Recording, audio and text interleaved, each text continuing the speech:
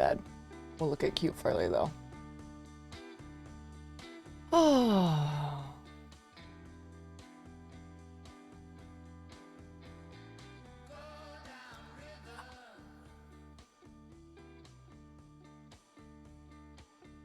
Good morning.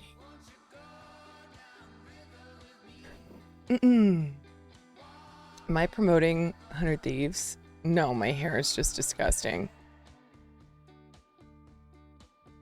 And we have so many 100 Thieves hats in the house. The hair is getting washed later today. I'm just a huge fan.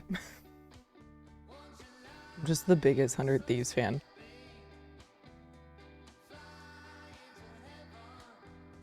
God, I love streaming in the morning, but also I do not go to bed early enough. Ever. Oh well. So, I'm doing a morning stream because it is Hassan's birthday today. Happy birthday to him. And Will and I are going over to his house later during my normal stream time. So I think I'll do a couple hours, and then Will wants to go, he wants to go do an IRL stream this afternoon. It's your birthday tomorrow. Happy early birthday.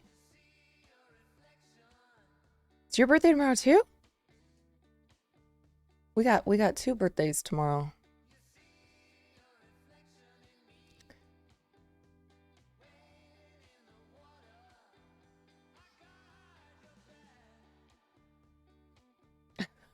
Guess it's my birthday tomorrow too.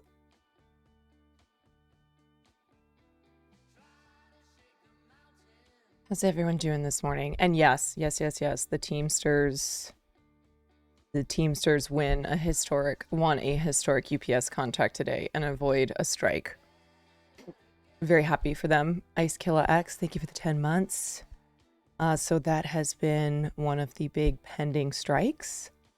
And today, the Teamsters and the UPS reached a deal.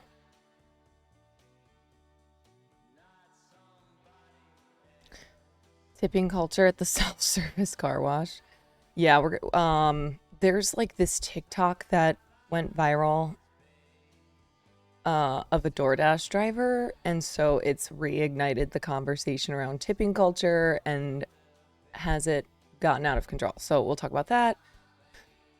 There is actually I think it's over now, but there was a big Rock the City SAG AFTRA rally in Times Square this morning with a lot of star-studded A-listers. See if any of that is posted. Star-studded.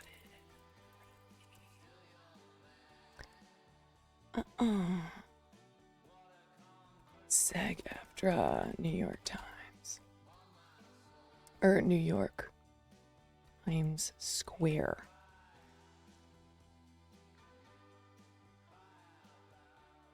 The white dude who went to a rich house. I mean, rich house is, who's to say? But yeah, he said, this is a really nice house, and I only got $5. Yeah. I wonder if this is posted. Is it? I don't think so. I was watching some of the live stream this morning.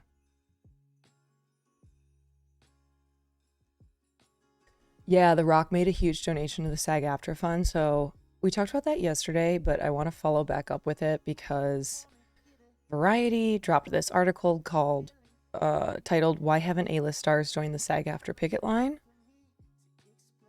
So I want to talk about that a little bit more because some of them have, a lot of them have, and they're out there day after day, like Mark Ruffalo. As I said yesterday, if there is a strike, if there is a picket line, you know Mark Ruffalo is going to be there.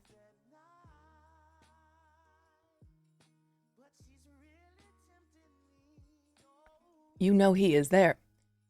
I saw a clip of Cranston at the rally. He could easily run for office. Right. I mean, this is, yes, but also this is why I love writers, and some of them are really, really good at public speaking, oftentimes because they're also actors. But with the actors joining the strike, and many of them have been supporting the WGA strike since the beginning because they're also WGA, but like, they know how to deliver a fucking speech. You know what I mean? They know how to get the people going. Rev, thank you for the 2 months. Been loving your streams. Dinner movie is a ton of fun. Dinner movie is a ton of fun. I love those streams. Where's Brad Pitt? Where's Mr. Leonardo DiCaprio? Oh, I know. I know where he is. He's off yachting with 20-something-year-olds. And Tobey Maguire. Yeah. I think this one's pretty bad because Leo he's politically involved, right? Like his whole thing is the environment. Like he's not a celebrity who does not have causes. So it's the first week and a half of the SAG AFTRA strike. And it's like, okay, listen. Have I also gone out of town during the WGA strike? Absolutely. Now, technically, I went to Europe for work. But at least for the first few weeks of the strike, people were very conscious for the WGA strike, about showing up. You know? And the first weekend of the strike, there were quite a few stars who were at Wimbledon who were being photographed. So there are definitely some optics here where it's like, okay, you're going to go to Wimbledon. If you're going to go yachting with gorgeous 20-something-year-old women, then you better do what The Rock is doing and donate to these funds. Everything. Okay, as much as I love this music, I'm going to switch to lo-fi.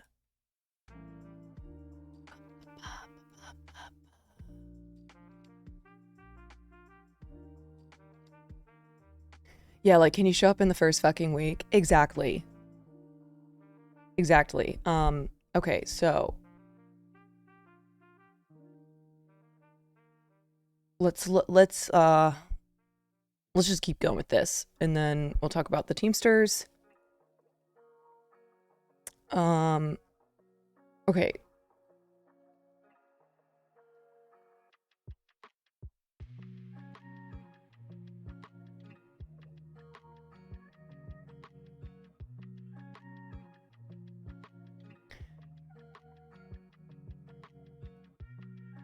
All right, so this article dropped.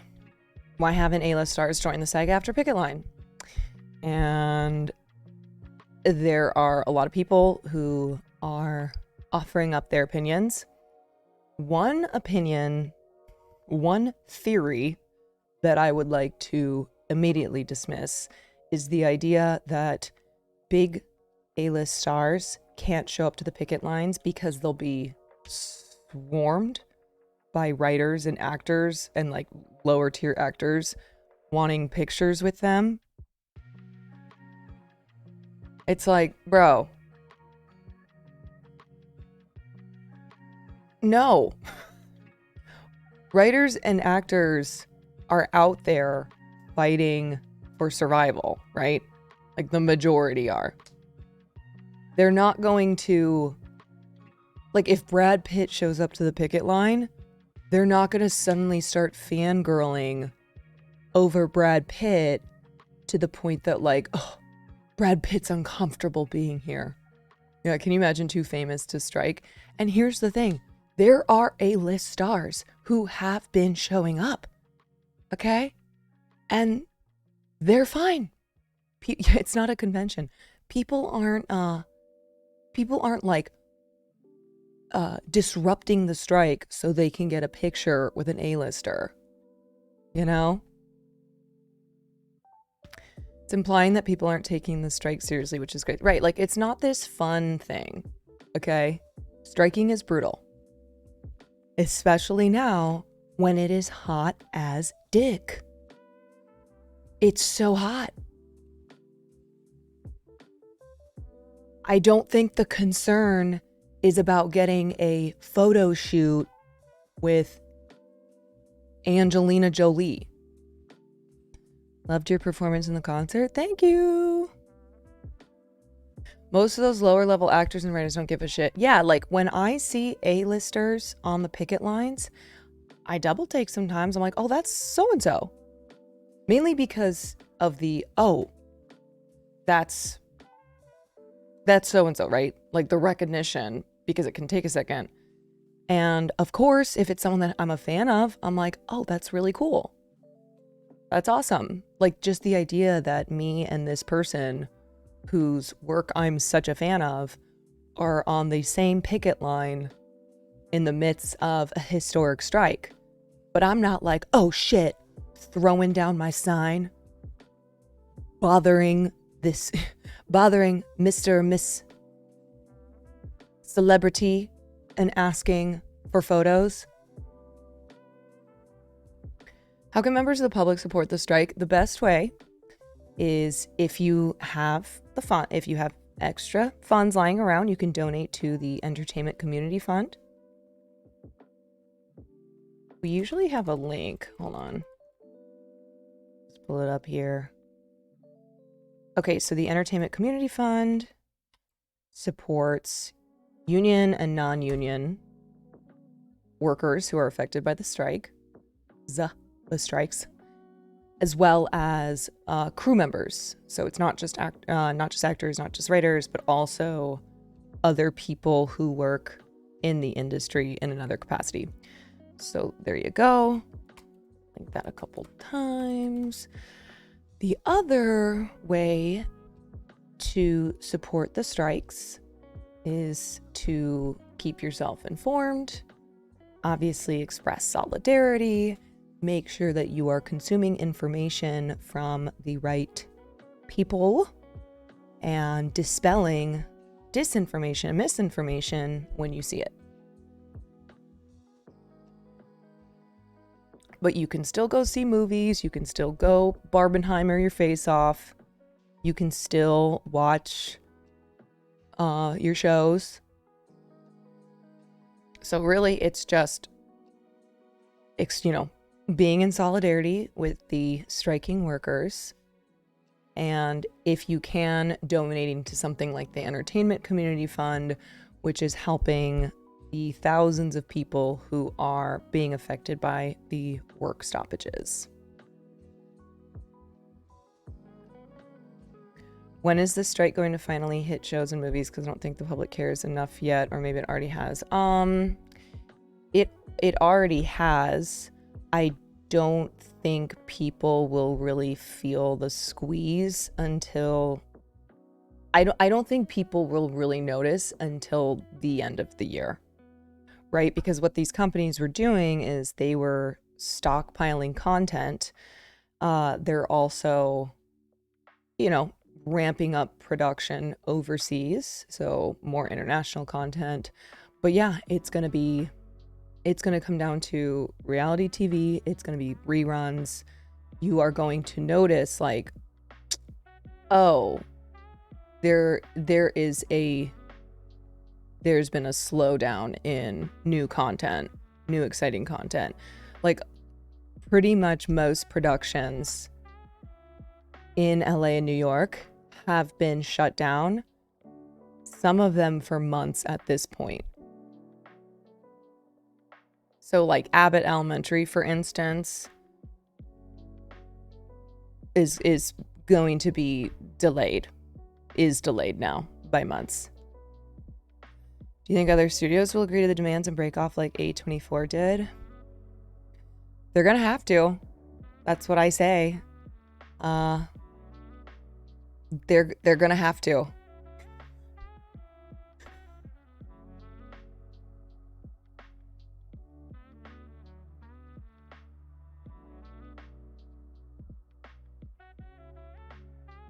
I thought I saw a tweet. Yeah. I actually have that story pulled up. So we'll get to that in a second once we finish this. Okay. There's an old joke in showbiz: when events and gatherings lack major celeb attendance, somebody punch me in the face so I can see some stars. But it's no joke when it comes to the picket lines of the SAG AFTRA and WGA strikes. There's been a palpable lack of headliners, said one prominent SAG AFTRA member, speaking on the condition of anonymity. If our stars were all out there in force advocating for us, we'd know it. Okay, so on the one hand, yeah, there's definitely a lot of notably missing celebs, especially of a certain of a certain age group. Like, where's George Clooney, Julia Roberts, Brad Pitt? You know, where are those movie stars? Where's that group of peeps? Where the fuck is Ben? Bro, I've been saying this. I'm like, where's J-Lo? Where's Ben Affleck? Especially because many of them signed a letter in June telling union leadership that they were prepared to strike. Remember this letter? This letter came out. Meryl Streep signed it. Jennifer Lawrence signed it. Rami Malek signed it. Lots and lots of famous people signed this letter saying that they were all prepared to strike. But a lot of them have not surfaced holding signs or chanting at studio gates. Leo DiCaprio posted an Instagram story saying he stood in solidarity with my guild, but he has yet to stand for any in-person protest. Like I said,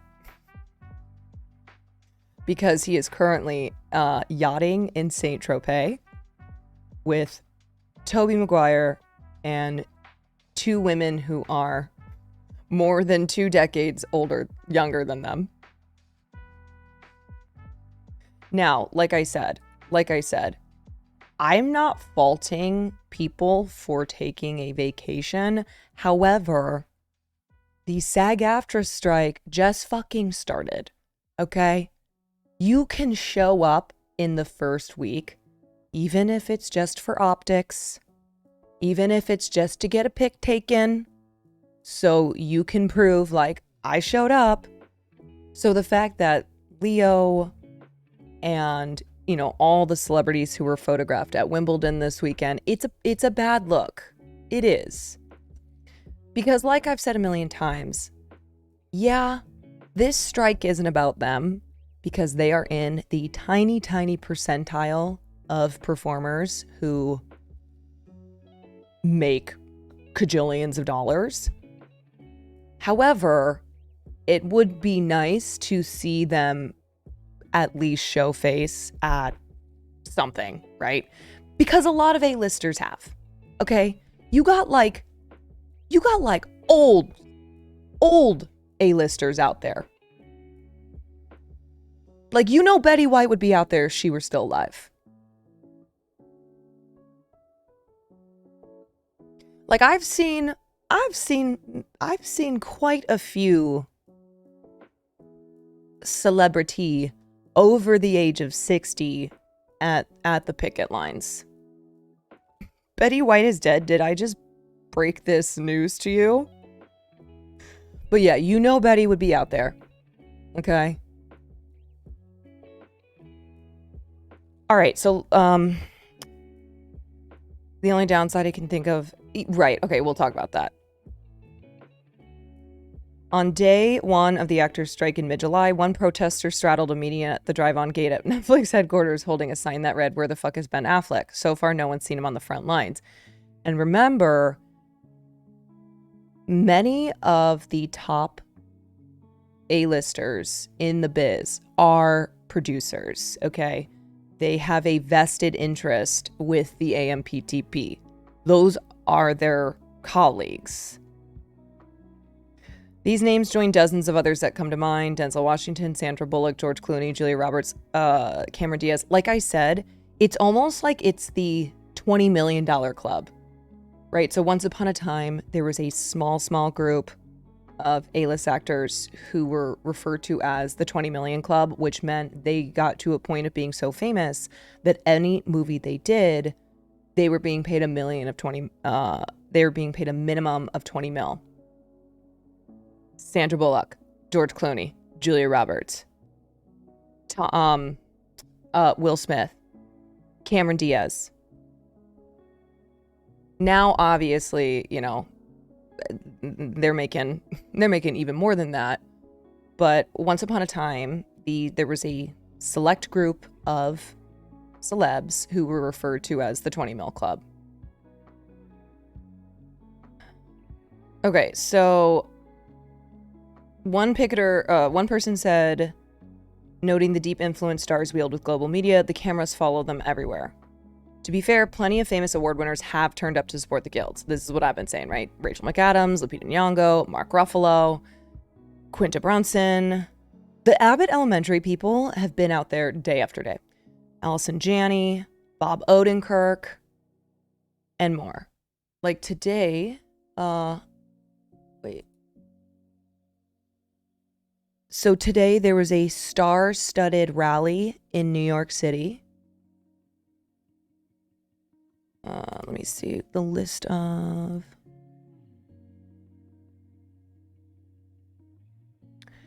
Okay, it included Bryan Cranston, Steve Buscemi, Christian Slater, Lauren Ambrose, Christine Baranski, Matt Bomer, Titus Burgess, Liza Colin-Zayas, Gregory Diaz, Jennifer Ailey, Nancy Giles, Denai Guerrera, Jill Hennessy, Martin Hinkle, Stephen Lang, Arian Moayed, Wendell Pierce, Corey Stoll, and Merritt Weaver.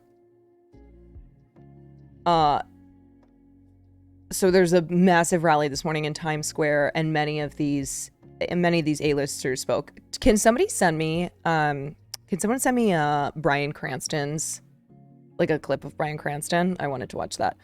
SAG AFTRA is fighting to ensure its members receive their fair share of streaming revs, increase compensation to keep pace with inflation, and an agreement that will give actors informed consent and fair pay when AI creates digital replicas of their performance, voice, and likeness, the Guild said in a statement.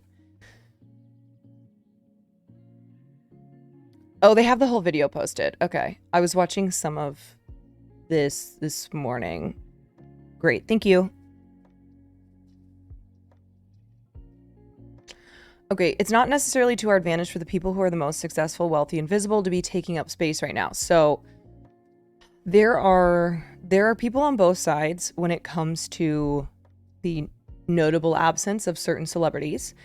You have this argument where it's like, we have a perception problem already, which I've talked about, where, like I said, when I play a clip of a rich celebrity talking about the strike, I will always get the response either on the internet or here that, oh, why should I care about rich people whining?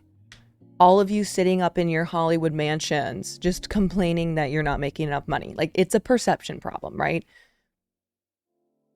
And no matter how many times you say, that is a minuscule percentile of the industry who have the mansions in Hollywood, in the Hollywood Hills, it doesn't matter, right? Because the people with platforms, the people with visibility are the famous ones, right?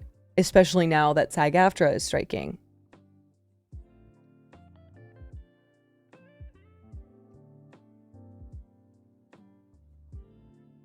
Thank you. Okay, so I do understand this. I do understand the perception problem where people say these are just a bunch of rich actors. Those stars don't work for scale pay. They don't need the protection of a better contract. If Reese Witherspoon and Jennifer Aniston show up, they look like they're crying poor. But honestly, there's a perception problem already. It doesn't matter if Reese Witherspoon shows up. Like, there are people, when they think of Hollywood, they only think of celebrities because they are not listening to what those of us who are not celebrities are saying. They're not understanding basic facts about the industry. This is an industry just like any other in this fucking country, where a small percentage of people make an inordinate amount of money, and the rest of us in 2023 are just trying to get by. But it doesn't matter because entertainment, Hollywood, to people who just have no understanding of anything, is celebrities in, enormous wealth, the rich and the famous. I don't know if you spoke on it, but did you see The Rock? I did, yeah. Because what I said was, A, Giga Chad, and B, Ben Affleck needs to do this. If Ben Affleck isn't going to show, if Leo isn't going to show up to the lines, then they need to be donating.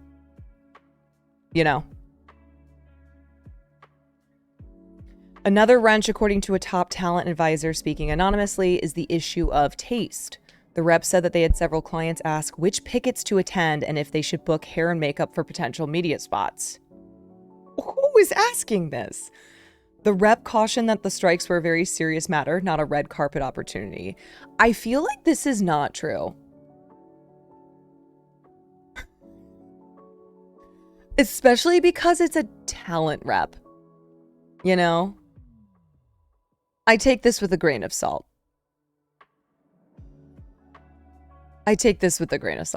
Several players aligned with the AMPTP. Right, so there are a flood of celebrities now who are big-time producers. AKA, like, Reese Witherspoon. Reese Witherspoon has one of the biggest independent production companies in Hollywood. I think she's like almost a billionaire now because of being a producer. And then Margot Robbie has Lucky Chap. The content boom that resulted from the rise of streaming has made legitimate production players of many name actors. The stars might not be keen to highlight their interests on both sides of the fence. Yeah, I mean, they definitely have a conflict of interest here. I still think that they should be publicly supporting the strike, not just with their words, but their actions, right? It's like if they're gonna say anyway, if they're asked in an interview, do you support the strikes? And they're like, yeah, of course, solidarity. Then it's fine for them to show up. You know what I mean? It's not like them saying, I express solidarity with SAG and the WGA, and then showing up to the picket lines, then is going to be a big conflict of interest for them. Now, if they are not expressing solidarity with words, then okay, I get why they wouldn't express it with their actions.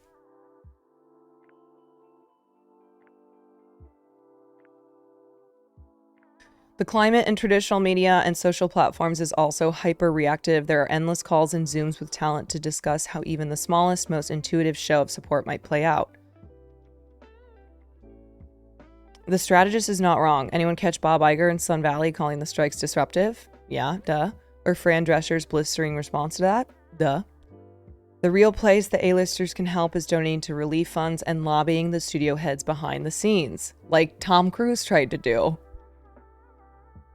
Before the strike happened, apparently, Tom Cruise requested an audience with the AMPTP negotiating committee and SAG AFTRA's negotiating committee, and he tried to Mission Impossible that shit.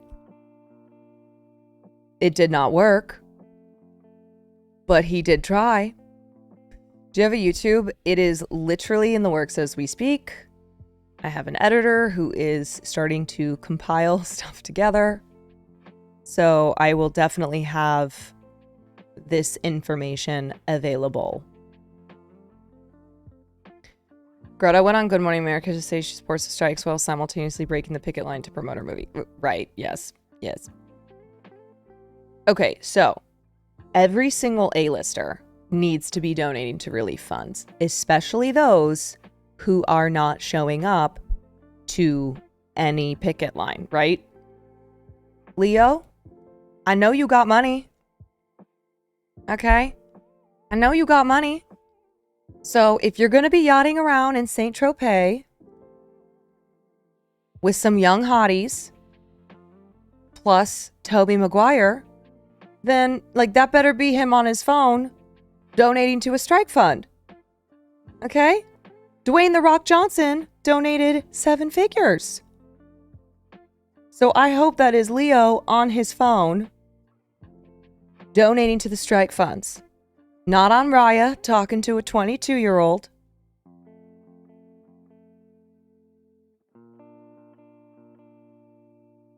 Can you explain how stand-up's allowed to be done by SAG AFTRA members? Yeah, because there is not a TV and theatrical contract at play with stand-up. Now, if they're recording it for like Netflix, then yeah, that's a violation. But Adam Conover, for instance, who is a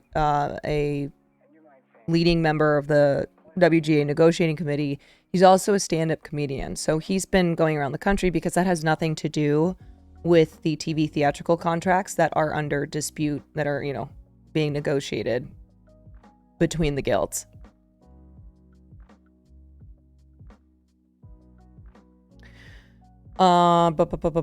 Similarly, Jamie Lee Curtis and her husband Christopher Guest put up $25,000 last week for the same cause. Giga Chads. Others in the town think there's a middle ground where stars don't have to be a distraction but can still be effective. When pointing out that some picketers were frustrated to see Brad Pitt, Ariana Grande, plus SpongeBob SquarePants, and Andrew Garfield photographed at Wimbledon during the strike's first weekend, one power publicist said it wouldn't hurt for Pitt to throw on a SAG AFTRA shirt when he knows there will be paparazzi. Exactly. They know they're going to be photographed at something like Wimbledon. So put on one of those damn shirts. I know they're not cute, but put it on. An Emmy Awards consultant also suggested that Jeremy Allen White, the leader of the Bear, who recently had the internet panting with shirtless photos. Oh yeah, did you guys see these? These obviously staged pictures. Listen, am I complaining? No. Is this like the most recently divorced dad thing to do? Yes. Also, my mans need some sunscreen. Yeah, this is PR 1000%. Wait, where's the one where he's doing push-ups? Hold on. Jeremy. The push-ups ones was, the photo of him doing push-ups was so funny.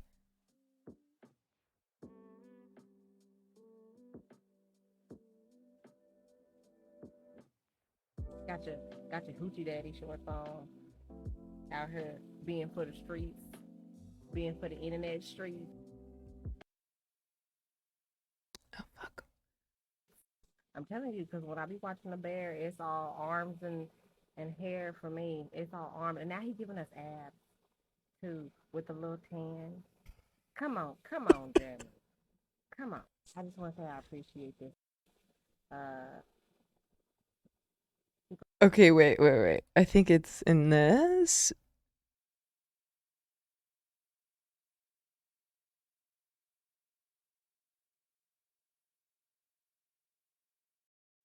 God, wait, I have to find this. Ellen White push-ups. Basically, he just stopped in the middle of the street and started doing push-ups. And it's funny because it's obvious that this is like a total PR thing. Like, he knows the paparazzi are there.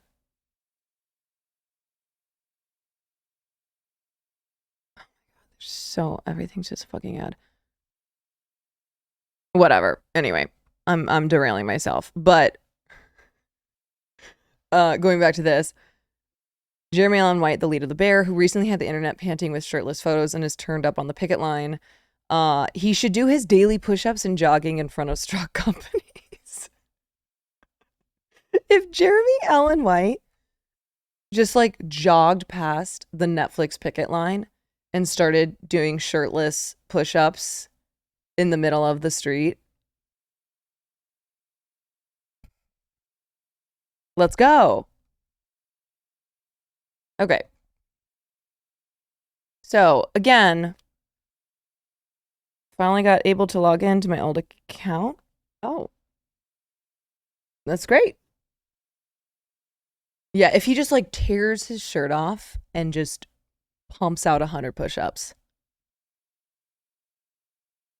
Okay, so let's be clear. Some A-list stars are notably absent from the picket lines, especially ones who really should be out there. Like, where's Simu Liu? Okay, where's Aquafina?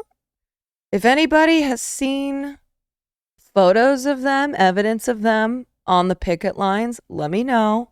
But I'm like, where are my young Asian starlets? Constance Wu was out there. Simu was at a Taylor Swift concert. Okay. He's reading Twitter threads about him.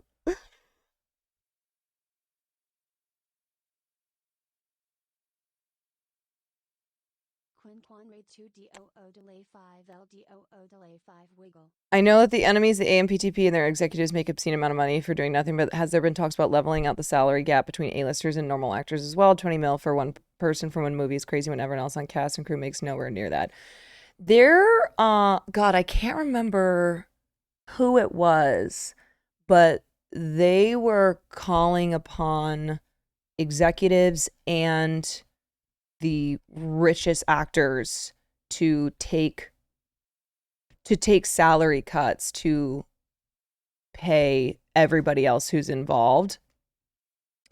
What I would say is, even though there is a small percentage of people in this industry who make an obscene amount of money, aka like Will Smith getting paid $50 million for Bright. $50 million for a shit movie that nobody watched on Netflix, which speaks to one of the reasons that these streaming companies are claiming that they have no money to pay the writers and the actors that are not Will Smith. So, do I think that Will Smith should be paid that much?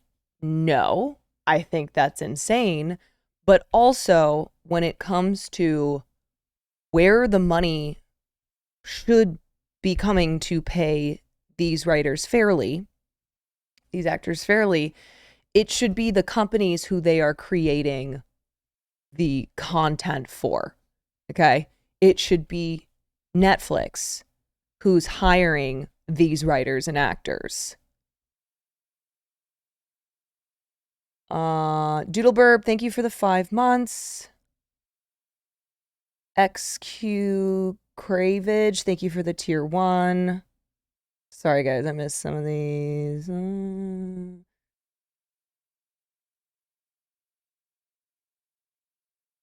Aquafina and a few others. Okay, all right. Okay, like I said, I'm eating my words. Now, where the fuck is Simu Liu? There we go. The reason why I'm particularly calling out young Asian actors is, one, we know what it's like to already get the shit kicked out of us in this industry, and two,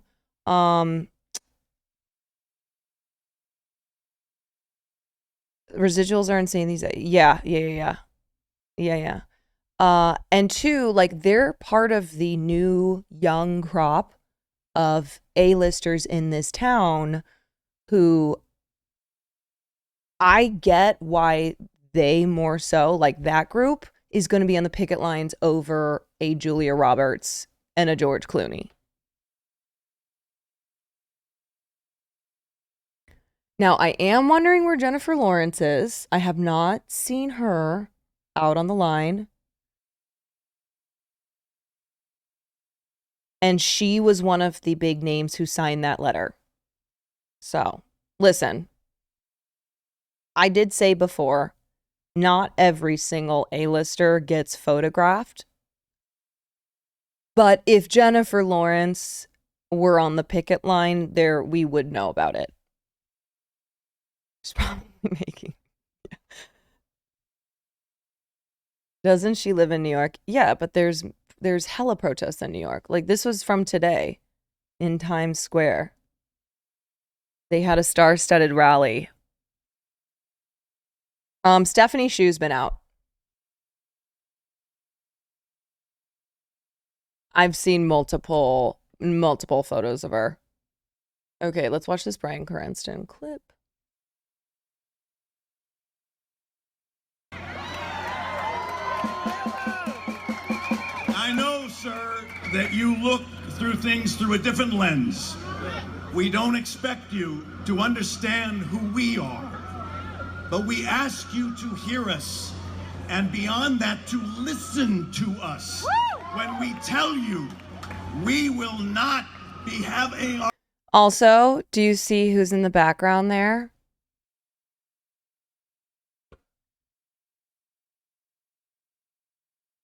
Yeah, there he is. Brendan Fraser. That's my guy. Mr. Mummy.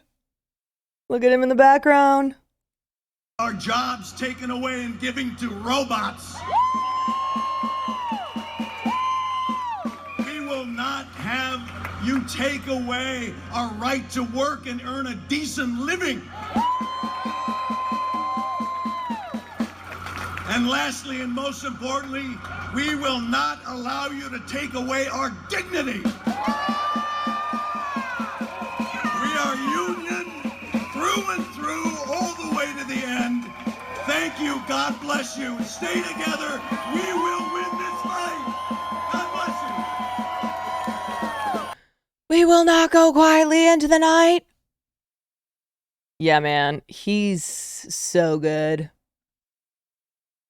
He's so good. Damn, now if we just felt the same way about thousands of other jobs in the world that were taken over by automation, newsflash, we do. We do.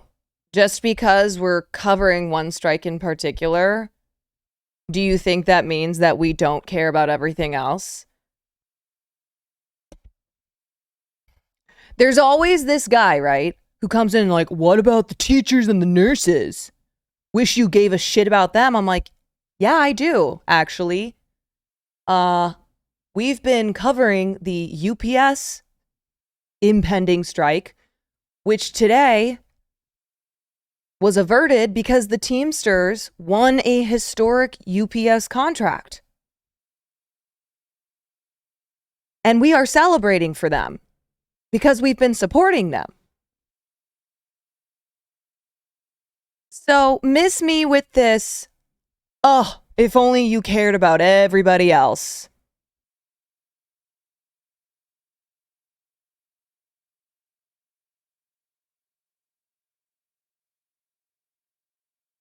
I'm in the teachers union. I stand with work. Right. Like, people in other unions, people in other industries, in other career fields are standing with the striking workers in Hollywood.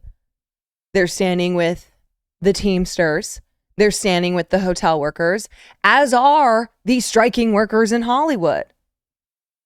It is that is the definition of what about. Is what about everyone else?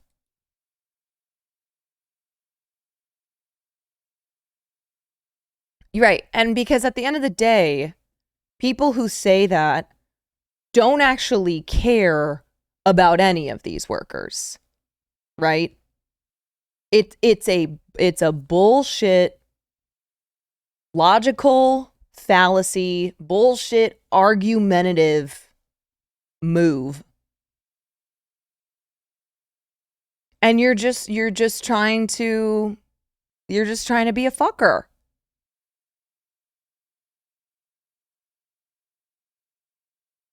Right? This strike also helped bring attention to other strikes because of how big celebrities platforms are and how everyone consumes media. Right.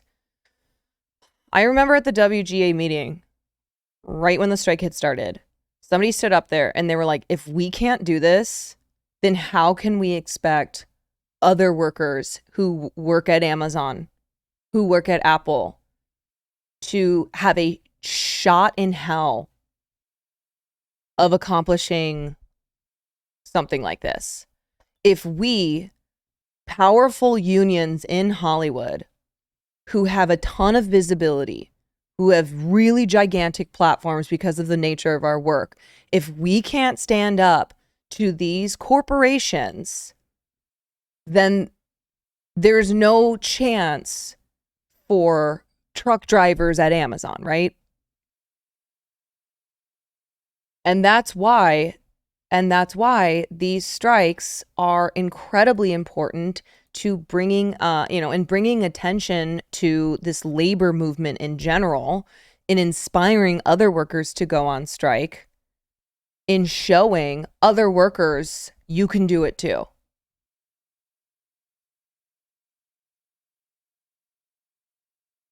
I have a question. What's like the main problem? Fair wages and AI protections, which speaks to fair wages. So capitalism. Yeah, that's the main problem.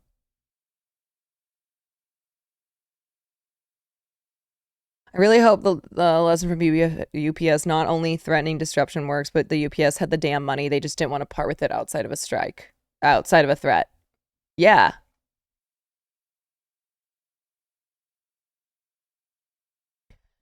Today, the Teamsters reached the most historic tentative agreement for workers in the history of UPS, protecting and rewarding more than 340,000 UPS Teamsters nationwide. The overwhelmingly lucrative contract raises wages for all workers, creates more full-time jobs, and includes dozens of workplace protections and improvements. The UPS Teamsters National Negotiating Committee unanimously endorsed the 5-year tentative agreement. Rank and file UPS Teamsters sacrificed everything to get this country through a pandemic and enabled UPS to reap record-setting profits. Teamster labor moves America. The union went into this fight committed to winning for our members. We demanded the best contract in the history of UPS, and we got it, said Teamsters General President Sean O'Brien, who's he is such a firecracker. UPS has put $30 billion in new money on the table as a direct result of these negotiations. Oh no, she said the C word. We've changed the game, battling it out day and night to make sure our members want an agreement that pays strong wages, rewards their labor, and doesn't require a single concession. This contract sets a new standard in the labor movement and raises the bar for all workers. UPS came dangerously close to putting itself on strike, but we kept firm on our demands. In my more than 40 years in Louisville representing members at Worldport, the largest UPS hub in the country, I've never seen a national contract that levels the playing field for workers so dramatically as this one. The agreement puts more money in our members' pockets and establishes a full range of new protections for them on the job, said Teamsters General Secretary-Treasurer Fred Zuckerman. We stayed focused on our members and fought like hell to get everything that full-time and part-time UPS Teamsters deserve. Rank and file members served on the committee for the first time, so we got to show up every day to support our fellow Teamsters and share their stories, said Brandy Harris, a part-time UPS Teamster with Local 174 in Seattle and a member of the Teamsters National Negotiating Committee. Our hard work has paid off, from those members and leaders negotiating for more at the table to my sisters and brothers building a credible strike threat around the country.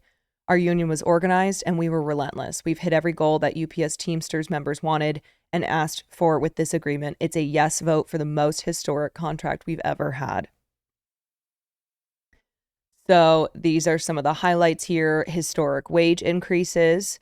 Existing full and part-time UPS Teamsters will get $2.75 more per hour in 2023 and $7.50 more per hour over the length of the contract. Existing part-timers will be raised up to no less than $21 per hour immediately, and part-time seniority workers earning more under a market rate adjustment would still receive all new general wage increases. General wage increases for part-time workers will be double the amount obtained in the previous UPS Teamsters contract, and existing part-time workers will receive a 48% average total wage increase over the next 5 years. They wanted 25 for part-time. Yeah. I wish they had gotten 25. But as with any contract negotiation, the negotiating committee looks at what they are willing to let go, what they're willing to concede on, and what they are not.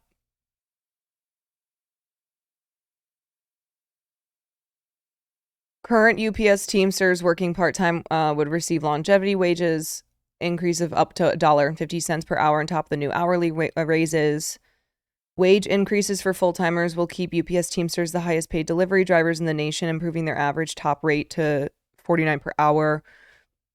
Yeah, so hopefully the part-timers will stop, UPS will stop being able to fuck over so many workers by keeping them part-time. Let's see here.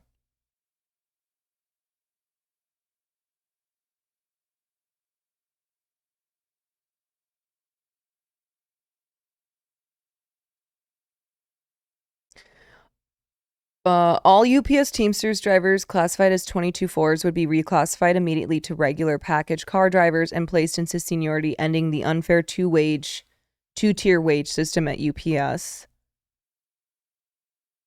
Okay, they've got safety and health protections, including vehicle air conditioning and cargo ventilation. All cars get 2 fans and air induction vents in the cargo compartments. Like, this is something that you cannot believe was not already a thing. You know? No more forced overtime on Teamsters drivers' day off. They all get Martin Luther King Day as a full holiday for the first time. The creation of 7,500 new full-time Teamsters jobs at UPS and the fulfillment of 22,500 open positions, establishing more opportunities through the life of the agreement for part-timers to transition to full-time work. Because that was a big issue, is how many people are working full-time but are still classified as part-time workers.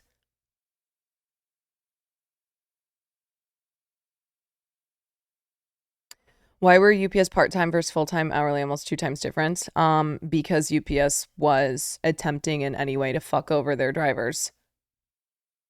Damn, these details reveal how exploited they were before. Yep.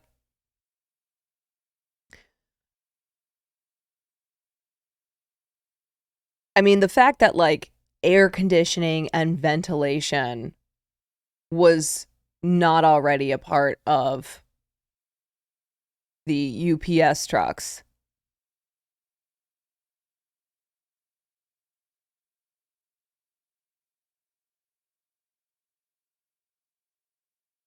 On July 31st, representatives of the 176 UPS Teamsters locals in the U.S. and Puerto Rico will meet to review and recommend the tentative agreement.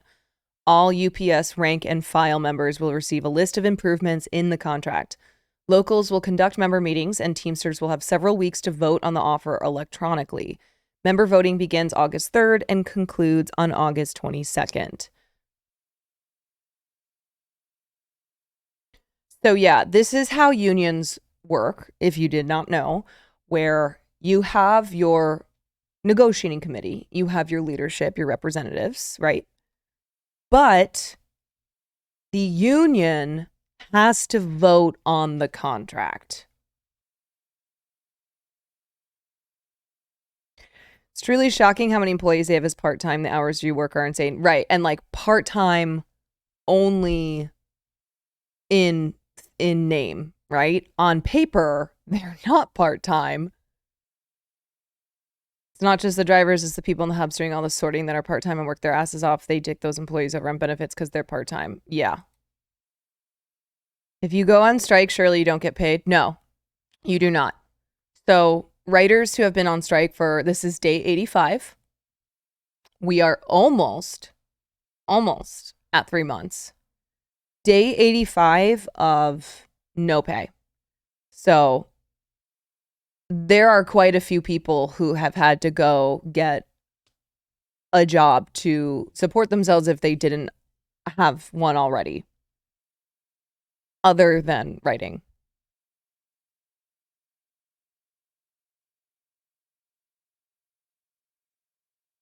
So yeah, you know, this is exciting, but also goes to show that these motherfucking companies have the money. The UPS has made billions in profit since you know, right before the pandemic. And then throughout the pandemic. Because everybody orders online now.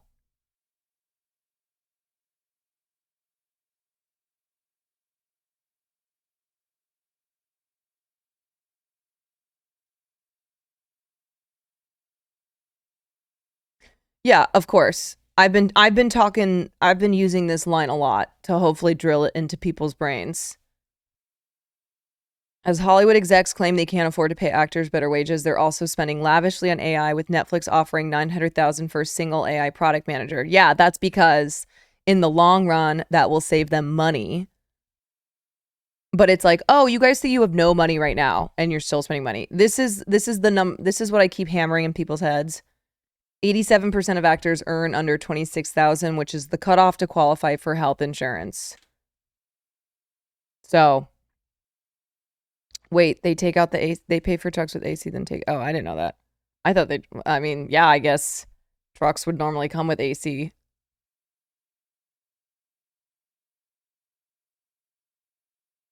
But they have like 20 executives to pay. Those billions don't go as far as you think. True, true, true. So 900,000 a year per soldier in their godless AI army, when that amount of earnings could qualify 35 actors and their families for SAG AFTRA health insurance, is just ghoulish. Straight up. God, I love Rob Delaney. AI isn't bad. It's just that the workers, me, need to own and control the means of production. Right. Like I said, it's not AI that's bad. It's how people use it. And those people who are using it are doing so in order to continue to squeeze out workers. My melodious voice, my broad shoulders, and dancers' undulating buttocks, I decide how those are used. Not a board of VC angel investor scumbags meeting in a Sun Valley conference room between niacin 4 cocktails or whatever they do. Fucking love Rob Delaney. Dancers' undulating buttocks.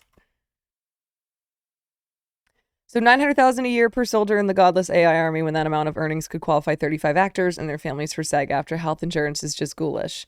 Having been poor and rich in this business, I can assure you there's enough money to go around. It's just about priorities. Yeah, damn straight.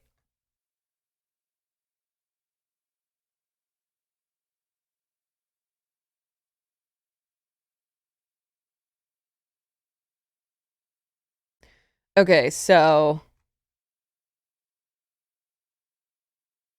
I think that every time an actor who is starred in a show, shares their residuals, it helps people to understand how fucking bad it's gotten.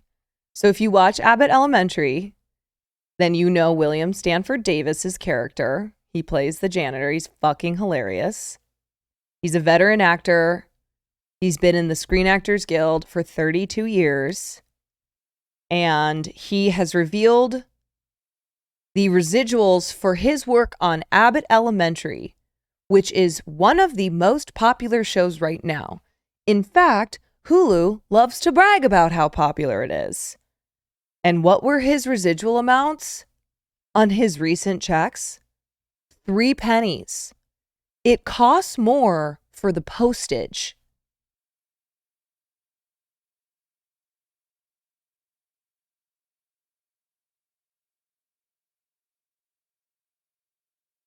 Oh, sorry. Wait. It wasn't for app. Okay, wait. I read this wrong. I'm sorry. Now, William Stanford Davis of Abbott Elementary has revealed the meager compensation he received for his work on an unnamed show, a paltry 3 cents. This is true. Okay, so this is an unnamed show, but many of the writers of Abbott, like Brittany, oh God, what's her name? Hold on, Brittany Nichols. So Brittany Nichols is one of the writers on Abbott Elementary. She has been a very vocal WGA member from the get-go of the strike, has been a good voice to be following. And she has been she talked a lot in the beginning about her residuals, which were absolute ass from Abbott Elementary. And that was, we talked about that before, where it doesn't matter if 5 million people watch the show or one person watches the show. The writers were making the exact same amount, which was not very much. Valky Boy, thank you for the 6 months. Okay, but with this, sorry, I read this wrong. William Sanford Davis was talking about an unnamed show. But again, you know, this guy's a veteran actor. He's been around for decades. And his residuals now, because of streaming, are pennies. Just like Mandy Moore, when she was talking about This Is Us. Just like the stars of Orange is the New Black. So especially for people like William Sanford Davis, who have been around for decades, they have seen the shift. They have felt that change. You know, they have felt the change in the industry financially because they know what it used to be like back in the day and then what it's like now. He shared another check he earned for a mere 5 cents, further underscoring the difficulty of living on residuals. He lamented that even the cost of postage and paper surpassed these payments. The 71-year-old attributed the strike's objectives to secure fair wages, better residuals, and a share of the subscription revenue, while also asserting resistance against the influence of AI in the industry. You see that? Can you believe that? Boo-hoo, find another job. They're literally American. They're literally American. What does that mean? But I kind of feeling like maybe that's a little copy pasta. Boo-hoo, get a new job. They're literally American.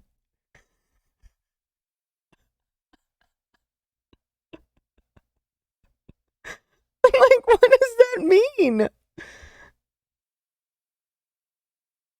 Honestly, great excuse for anything. Boo-hoo, get a new job. They're literally American. I feel like that sounds like something that you would hear in like a 90s comedy that takes place in a high school. Boo-hoo, get a new job. They're literally American. What? Like it's hard? They're literally American.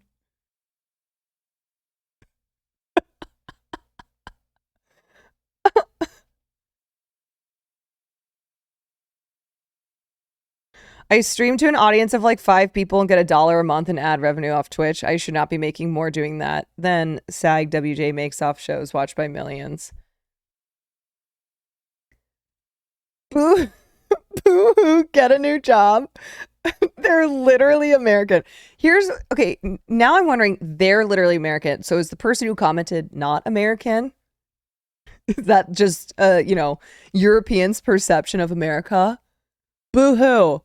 Get a new job. You're literally American.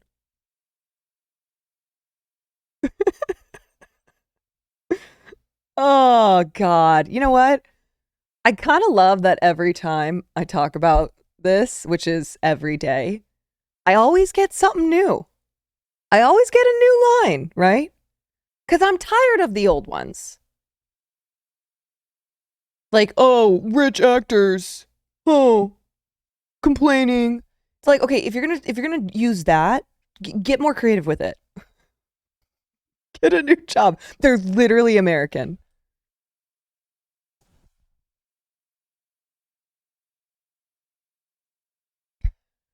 Okay, so anyway, he said this is why we're on strike, for better wages, for better residuals, and for a piece of the subscription, and to not give in to AI. He joins a long list of actors who have recently shared their low residual checks. Mandy Moore, star of This Is Us, recently shared her experiences of receiving very tiny checks, some as low as 81 cents.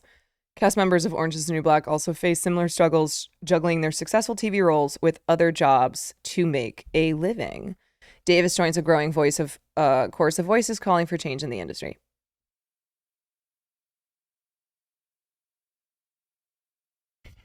Literally that chatter, yeah. The grug emote.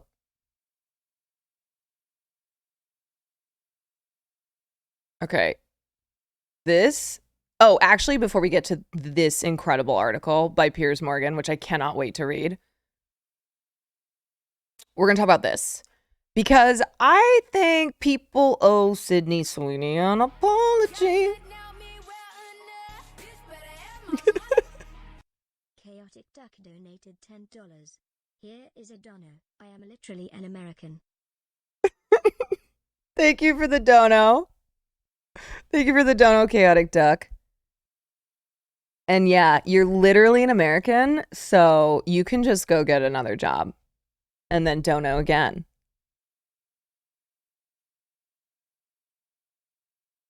Okay, so oh, sorry, I think I missed some subs. Vaki, thank you for the tier 1, and then Sodernaut, thank you for the 11 months. Pretty shite, you guys.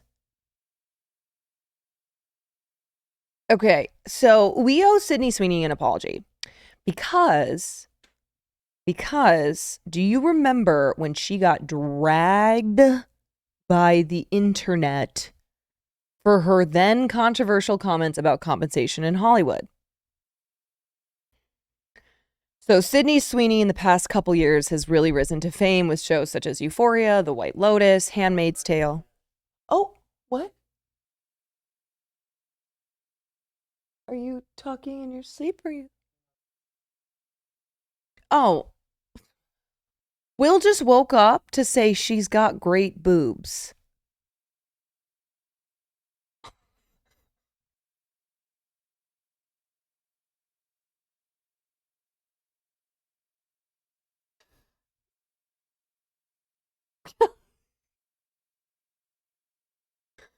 And now back to sleep.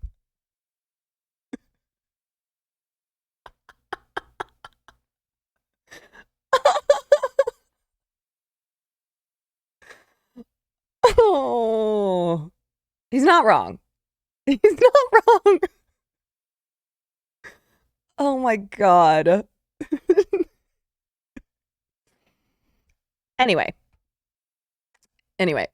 Okay, so I think it was last year or earlier this year, she was speaking to the Hollywood Reporter.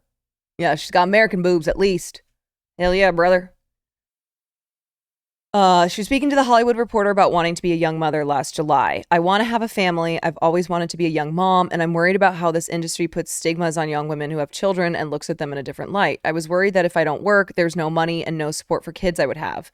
If I wanted to take a 6-month break, I don't have income to cover that. Okay, so she said this last year.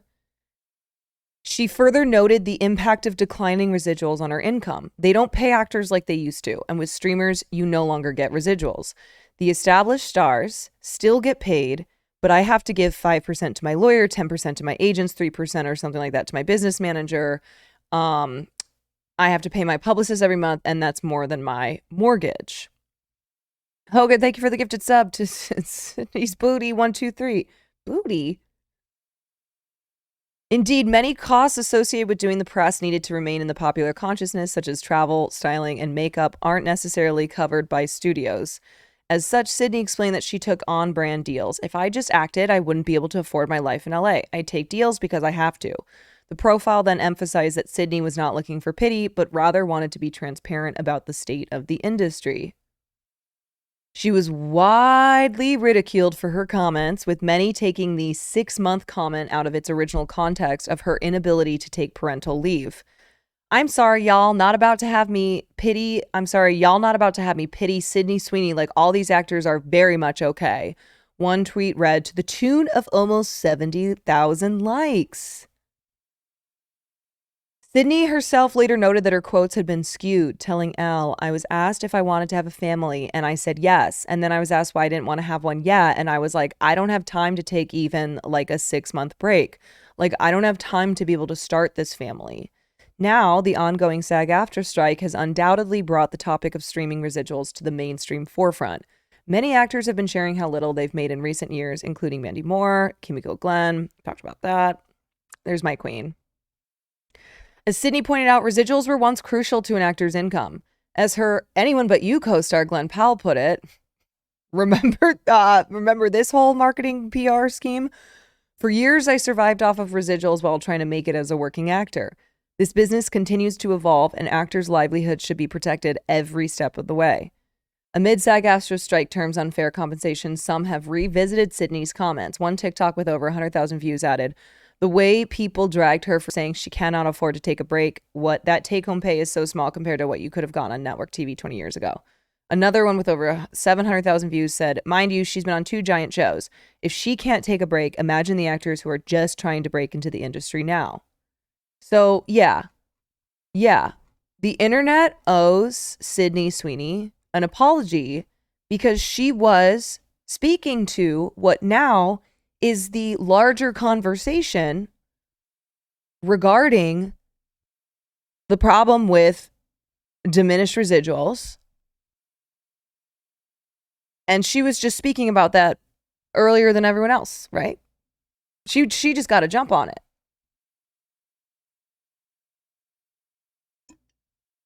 Yes, people who misconstrued her were bitter. And here's the thing, right? Here's the thing. People misconstruing what Sydney Sweeney was saying is also happening now. Now, I think people who misconstrued what she was saying, and now that the strikes are happening, understand it in the context of having more information. But this is still what I said is a problem with the perception of the strikes, is that it is rich actors in Hollywood complaining about not being rich enough.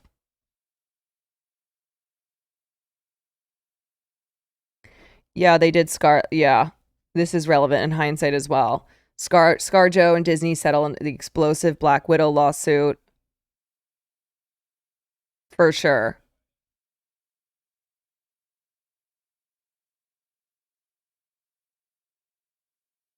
The explosive suit filed by ScarJo claimed that the studio sacrificed the film's box office potential in order to grow its fledgling Disney Plus streaming service. Disney countered that Johansson was paid $20 million for the film. The settlement brings to a close a back-and-forth PR battle that pitted the CAA rep star against Disney and was poised to have dramatic implications for all of Hollywood's major studios.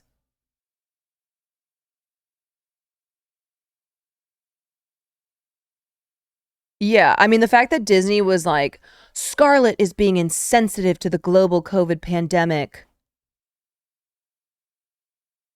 And it's like, no, she took on a major company that owns like half of the IP, that has, that pumps out like half of the content that we get. They have plenty of money. They pay their CEO and their executives plenty of money. So they should not have breached their contract.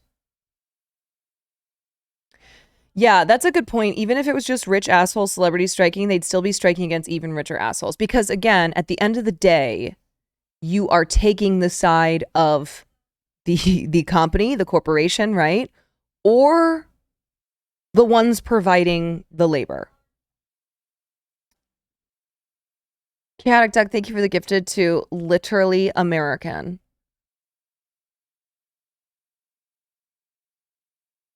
Why do you hate Corp so much? Why do you love it so much? Why do you dick ride?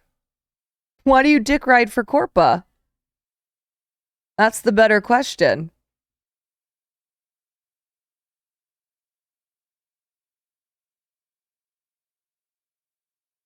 So anyway, yeah. It's good to revisit these comments in the context of the strike now. Yeah, imagine defending corporations who exploit your labor. It's right. It's like how I said yesterday. If you're out here spending your time and energy standing someone like Elon Musk, like being a fan of a billionaire, if you are out here defending corporations against workers, I'm embarrassed for you. And you should be too. Yeah, they're being unpaid to defend corporations. It's embarrassing. Me lord, please put the boot harder into me neck, me lord. Me lord, may I have more of your shit, please? It's so tasty. It's so delicious. May I, please? Yeah. And that's why class solidarity is really important, because this is about class warfare, okay? If you're not a wealthy CEO, it does not make any sense why you are on their side. You are going against your interests. If you're like, oh man, life is hard. I'm living paycheck to paycheck, which is a lot of us. You know, I don't receive the worth of what I am, my value. Well, guess what? You're taking the side of the people who have made that the case.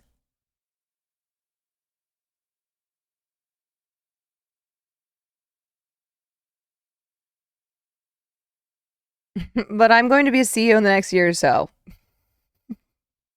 Then yeah, then you definitely want to keep fighting for Corpa. Yeah, man, I don't know. Listen. If you haven't figured it out by now, if you're still licking them boots, then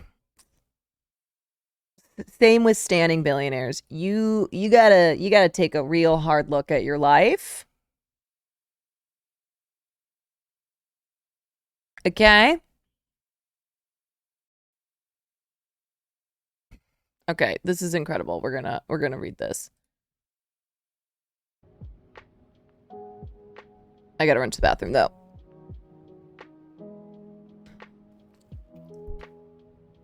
Yeah, listen, can't you bootlickers save that shit for Hassan? Okay. Eddie, thank you for the tier 1. Yeah, go into Hassan's chat and do that. Don't come up in here. Don't come up in here with that me lord shit. Weird Pixel, thank you for the prime. Not on his birthday, especially on his birthday, because you know he likes to get stun locked, okay? He likes to yell, he likes to get stun locked. So it's his birthday. So give him that gift.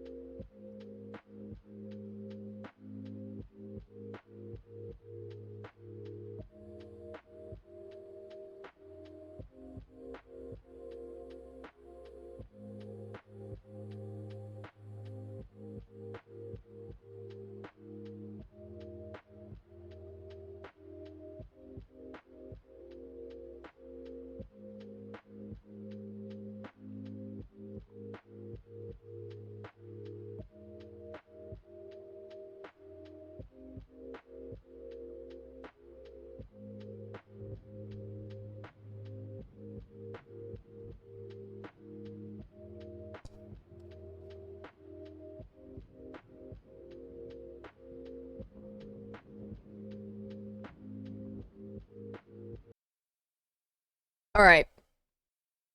Piers Morgan. He wrote a think piece about Barbie.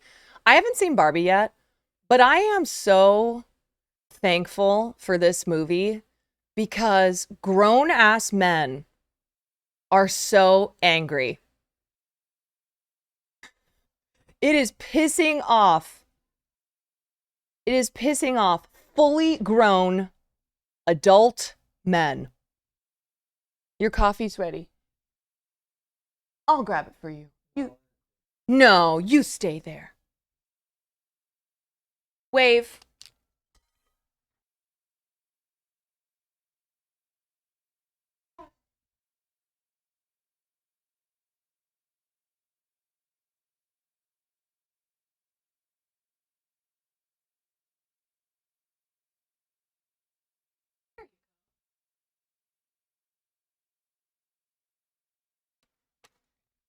He's still thinking about Sydney Sweeney's boobs, I think. Anyway, okay, here. Boy. If I made a movie that treated women the way Barbie treats men, feminists would want me executed. Piers Morgan, everyone. What is the patriarchy? I bet most people reading this haven't a clue. No, we do, bozo. Sin619, thank you for the tier 1. Even I don't really understand it. And according to radical feminists, I'm supposed to be the very personification of what it supposedly represents. Yet, it's a word that is said so relentlessly in the smash hit new Barbie movie that it's worth knowing exactly what it means. Doom Spiraling, thank you for the tier 1. The literal translation, derived from the ancient Greek word patriarchus, is rule of the father, and denoted the reality at the time that men were the titular heads of most families and organizations. But in recent times, the concept of the patriarchy has been hijacked and corrupted by feminazis to suggest that every aspect of life and society is dominated by powerful, privileged males over subjugated, underprivileged females. Yeah. In short, men are evil oppressors, women are unimpeachably perfect victims, and anyone who dares challenge this notion is a disgusting misogynist. This sounds like a personal problem, Piers. OMG, who still says feminazis? Piers Morgan, who is Piers Morgan. Barbie does nothing to dissuade anyone from this view. The movie's clear message is that the only solution to this dreadful patriarchal state of affairs is for women to rule the world, and preferably to do so on their own without horrible men to ruin both the planet and them. Sounds kind of nice, actually. It's a ridiculously misandrous message that is being rammed down the throats of literally tens of millions of people as Barbie smashes box office records around the world with a $300 million opening weekend, even eclipsing Oppenheimer. Oh my God. Wow. How shocking. How shocking that Barbie eclipsed Oppenheimer. And no, it doesn't have to do with feminazis. And forgive me if I don't join in the widespread exclamations of unbridled joy at its unexpected success. God damn! This is long! God, between the 43-minute Ben Shapiro rant and this fucking shit piece, it's Barbie!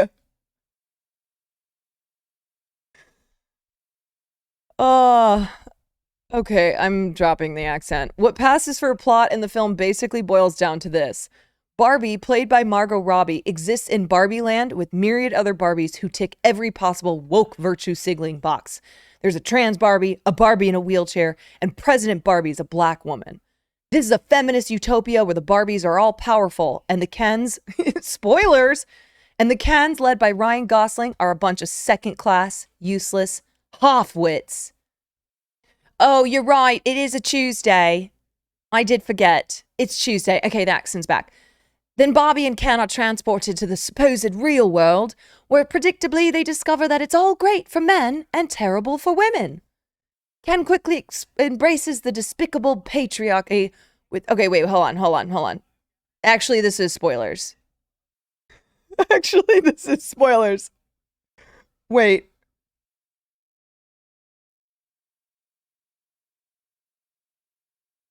Okay, I'm skipping down to this.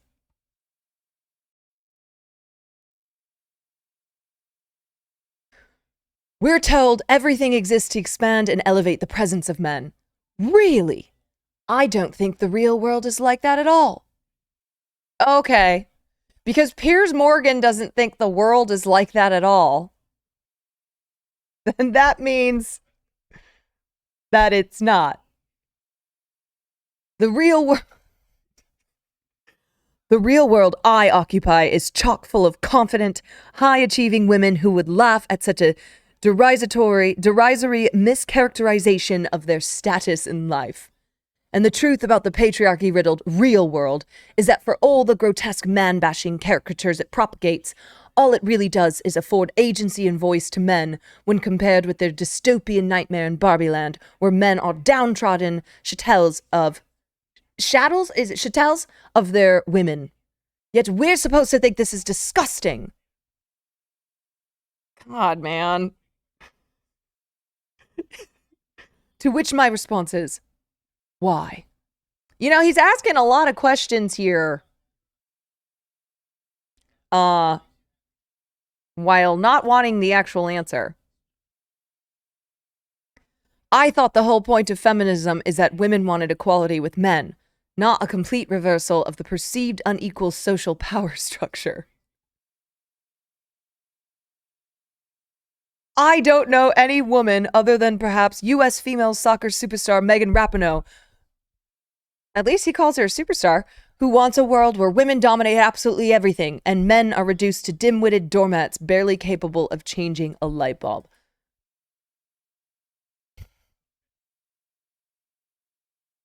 Yeah. Listen, these guys went into this movie wanting to be mad. Okay, they went into this movie wanting to be pissed off. As conservative commentator Ben Shapiro revealed in his gloriously excoriating takedown of the film, you guys are grown men. You are grown men. His gloriously excoriating takedown of the film, he made a 43-minute video in which he complained about Hari Neff, who is trans, having a deeper voice than him, which like everybody does, Ben. And also he lit Barbies on fire. Wow.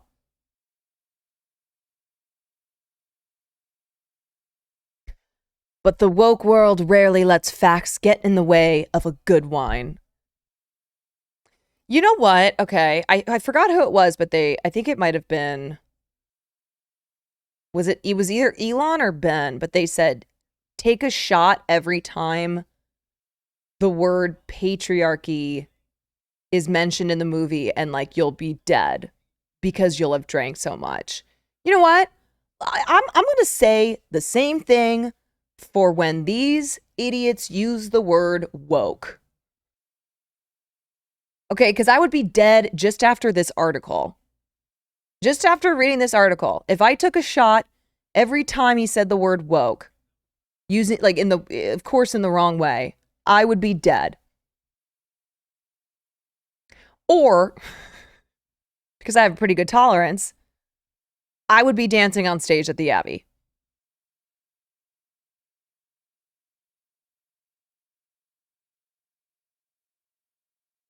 Wait, this is my favorite line. By the end, I felt miserable just thinking about being a woman. Do you think Piers Morgan spends a lot of time thinking about being a woman? Is he trying to tell us something? He was almost there.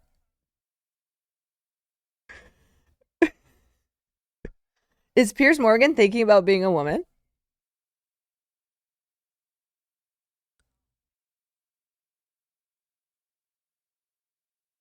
The biggest irony of the film is that Margot Robbie, who's my favorite female movie star, a very talented actress, and judging by the one time I met and chatted with her at a Hollywood party several years ago, okay, buddy, is also as delightfully warm and funny as she is in the movie. But she only landed this role because she's exceptionally beautiful. All right, I'm just going to remind everyone that once upon a time, Amy Schumer, who objectively I would not say is exceptionally beautiful, Amy Schumer was supposed to play Barbie. Like, Margot did not land this role only because she is exceptionally beautiful. Now, do I think Margot Robbie is exceptionally beautiful? Yes. Yeah, all these bozos online trying to call her mid, it's hilarious. You couldn't have an aesthetically challenged woman?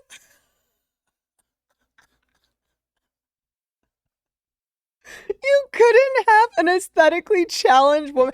I have literally never heard anyone use those words like that. Is this like, why? I'm actually surprised for somebody who wrote a gigantic think piece bitching about Barbie that rather than use the word ugly, he says aesthetically challenged. Caffeine Addict, thank you for the 3 months. Like, does he think that if he used the word ugly, then that would diminish the the piece? Does he think that people would criticize him for that and nothing else in the piece? Honestly, I would rather be called ugly. Raise your hand if you would rather be called ugly than aesthetically challenged. If someone said about me, oh, yeah, she's aesthetically challenged, I'd be like, that's the worst thing. I'd rather be called a slur. Yeah. What the fuck? You couldn't have an aesthetically challenged woman play head Barbie, however much the matriarchy would like to think that could happen, because nobody would go and watch it. And the undeniably brilliant marketing campaign for the movie is focused heavily on Robbie's radiantly glamorous appearance. I think Piers Morgan has a big crush on Margot Robbie, which honestly, that's maybe the only thing that I would actually agree with him on.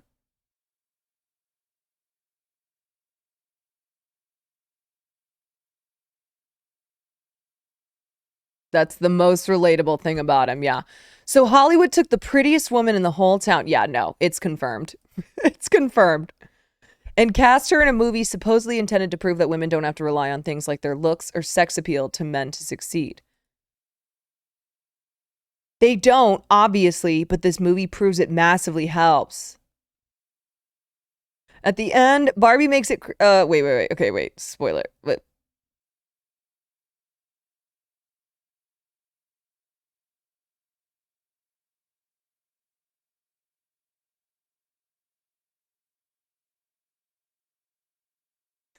to give you some idea of the movie's immediate impact, singer Lily Allen tweeted, "I saw Barbie and Oppenheimer this weekend, and my takeaway is that if Oppenheimer was a woman, Hiroshima might not have happened." Yeah. Actually, though. You want to know? Okay, so I think that there are valid criticisms of Oppenheimer. I haven't seen the movie yet, but I'm sure some of these criticisms are valid.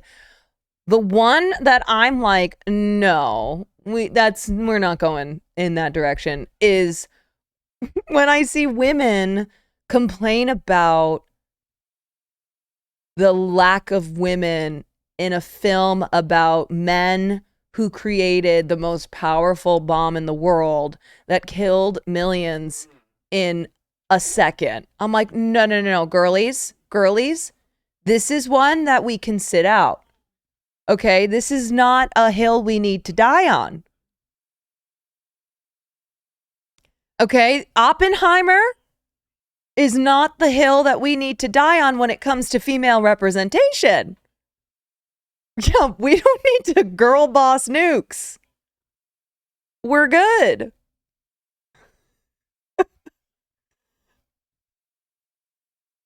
Yeah. Yeah.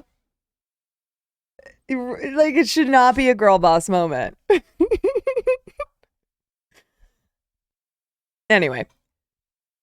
That's precisely the kind of ludicrously crass and stupid conclusion the film wants you to make. And that's why I think its core message stinks. The bottom line is this. If I made a movie mocking women as useless dunderheads, constantly attacking the matriarchy, and depicting all things feminist as toxic bullshit, I wouldn't just be canceled, I'd be executed. You know what, Piers? If you really think you'd be executed, I'd love to see you. I'd love to see you make this movie then. If it means you'll be executed, do it, coward. But the good news is that if the trans lobby has lost their way, women will still be dominated by biological men going forward. They'll just be identifying as women. What? But the good news is that if the trans lobby has lost their way, women will still be dominated by biological men going forward. They'll just be... I love that, like, on the one hand, he's acknowledging toxic masculinity and the patriarchy, but he's doing it in a way where he obviously is being transphobic, of course. Like, he is he is very transphobic. We know this about him. Yeah, ending a misogynistic article with a bit of transphobia. But yeah, the idea that, like, okay, minus the horrible transphobia here.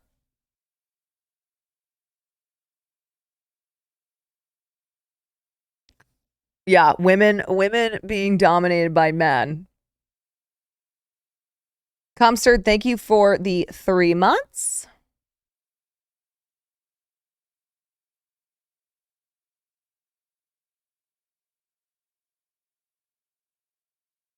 Transphobia, but in a way that I can't stop crying laughing. I know. I mean, these fucking idiots, man. These...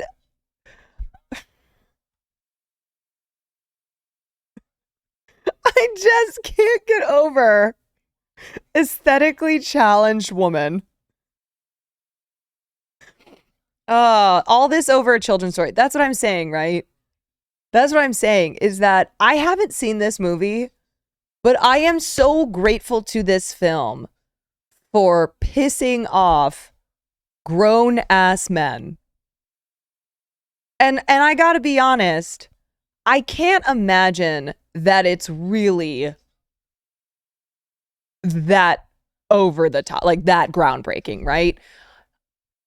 Do I think that Greta Gerwig and Margot Robbie absolutely, were specific with this film in wanting it to portray a Barbie who is in charge? Yeah. Do I think that this is groundbreaking when it comes to blowing open the doors on the patriarchy and on feminism?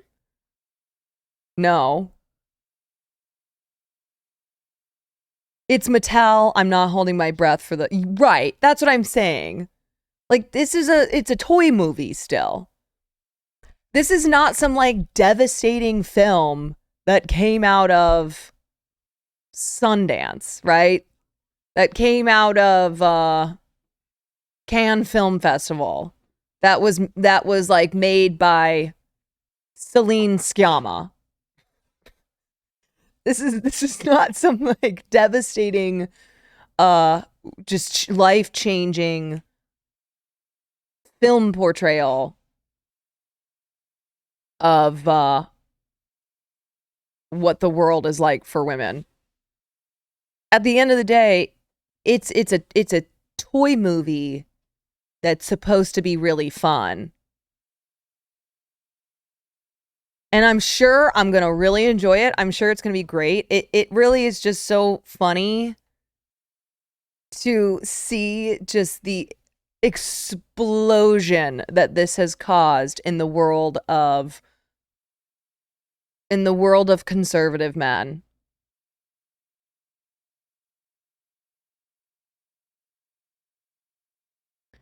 All the feminism comments in the movie weren't anything I didn't already know. Right.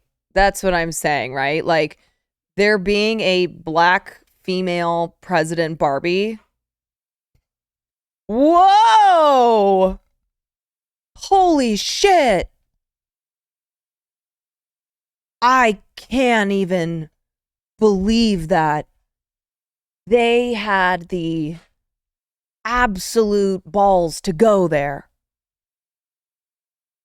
How groundbreaking of Barbie in the way that like no one has ever imagined that before. Did you see this though?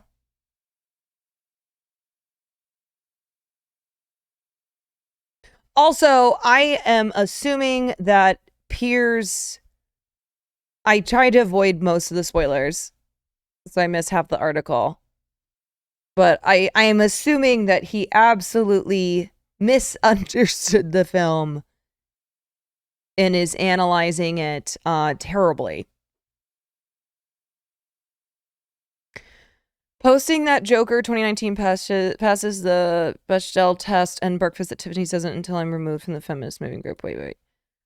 I told my husband that Oppenheimer doesn't pass the Bechdel test. He said, you know, it's historical. It's based on a true story. My bad. I forgot women were one-dimensional historical set dressings and not real complex people.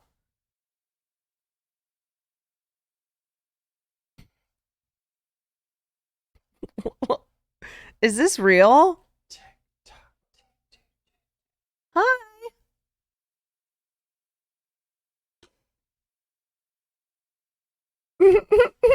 Yeah, that's like this unhinged TikTok shit.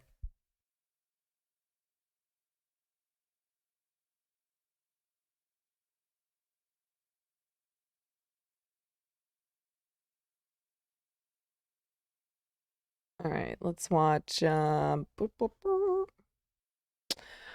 Okay, let's talk about tipping.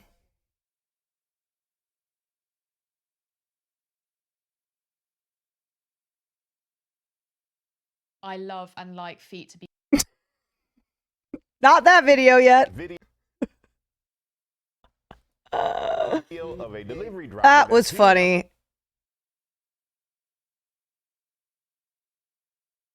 Wait, can we go back? We'll watch that if we have time today, yeah.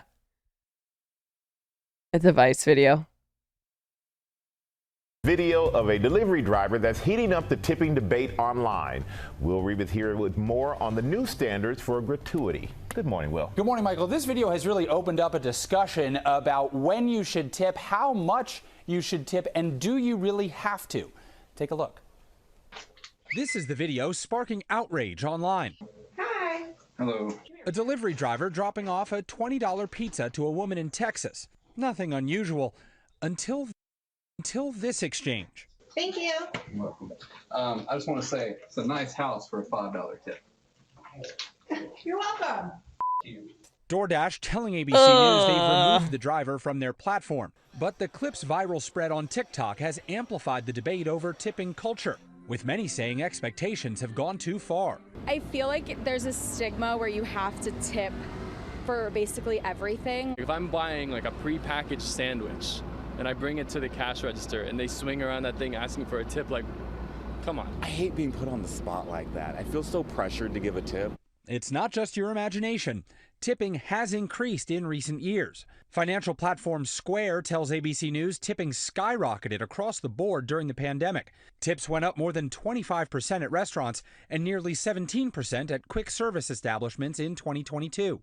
And with tipping options now standard at many registers, some customers are reaching a tip fatigue tipping point. Tip fatigue means that we are weary of going everywhere and being exposed to an app. It gives you multiple choices starting very high when in fact you may not have even wanted to tip at all. Workers say it's awkward for them too. We understand that you can't always afford to tip. So if you can't afford to tip, I personally would rather you still come and get your hair done and not tip that day. Bottom line, experts say tipping is still expected in typical situations, like for restaurant servers and delivery drivers. Well, yeah. But just because you're presented with the digital tip jar at checkout, that doesn't mean you should feel guilt-tipped into it. When you are presented with an opportunity that clearly does not require a tip, but you're presented that option, should you feel guilty about refusing a tip? You absolutely should not. Now, a lot of workers across industries rely almost exclusively on tips for their income. Okay. So one of the reasons why I hate this debate is because it pits people against workers, right? It pits workers against workers, puts the working people against the working people. Now, has the tipping culture gotten out of control in the sense where everywhere you go, there is now the option to tip? Yeah, but you can literally hit no tip, okay? You go and you pick up a coffee from Starbucks, you can click no tip, and you aren't a bad person for that. Like most workers too, who work in a place where tipping is not part of the culture, are not going to like hold you hostage and put you on blast on the internet or anything. Timbaland, thank you for the 4. I just I don't know. I really, this debate, it's because we say the same shit over and over again, right? It's not the workers' fault. And it's especially not workers' fault who work in situations where they do rely on tips. It's the companies. Now, for some restaurants, I get that, like, okay, you eliminate tipping, that means you raise prices. There are some small mom and pop type restaurants that it's harder for them to be able to pay their workers more than it would be for a corporation, right? For like a restaurant that is that's a chain restaurant or one that, makes a shit ton of money. But still it's bullshit either way that customers are expected to keep service workers in places like restaurants where they rely on tips, keep them afloat.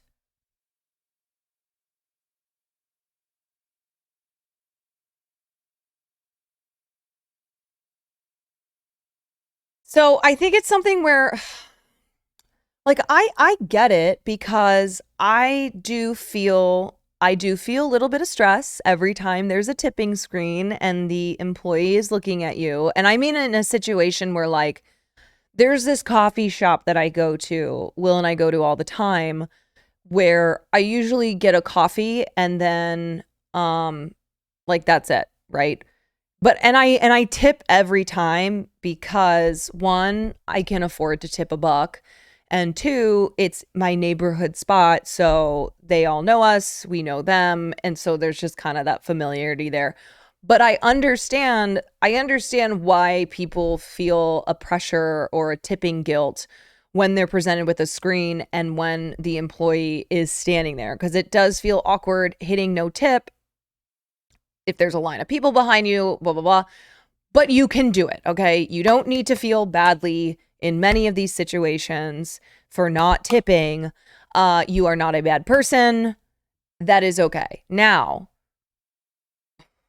when it comes to going out to eat, okay? When it comes to having food delivered to you, having anything delivered to you, right? People who go, I only tip if it's exceptional service. Well, you gotta tip, okay? And it sucks that it's on us. And it's something where people are like, oh, well, if we just stop tipping, then these workers will, we need to stop tipping so then the workers will quit. And then these companies will have to pay them more. These corporations will have to pay them more. I'm like, it doesn't work like that. Okay? And I feel like oftentimes when people use arguments that sound like that, it's because they don't want to, it's because they don't want to tip. It's because they don't want to spend that extra money on the tip. So the whole, we got to stick it to the man. I'm not tipping because I'm sticking it to the man. It's like, yeah, the man you're sticking it to is the person who is providing the service at this point.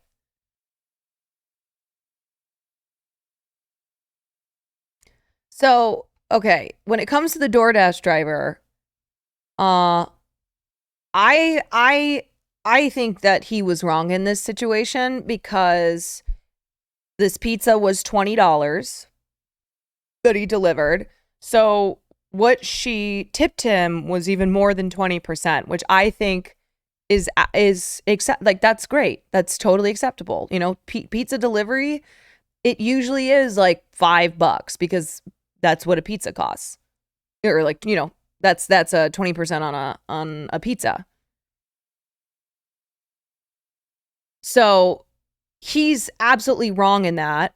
But I know that there are a lot of delivery drivers who get stiffed all the time because people don't think that they should have to tip on a delivery, which, yes, you do.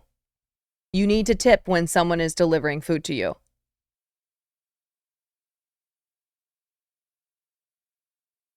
I also personally tip when I pick up food.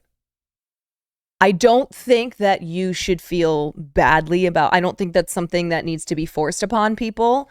I don't tip 20%, but especially like if I know it was, if it was a big order, if it was a lot to put together, and then I'll tip a little bit.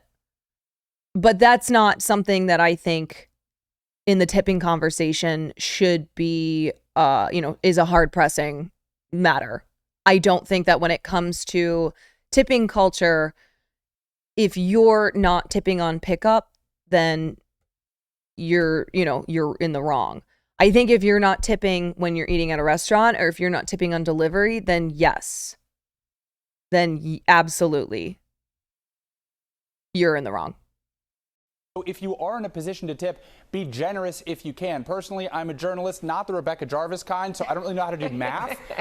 So I just do 20%. It's 10% times 2. But if you can tip, do it. Yeah.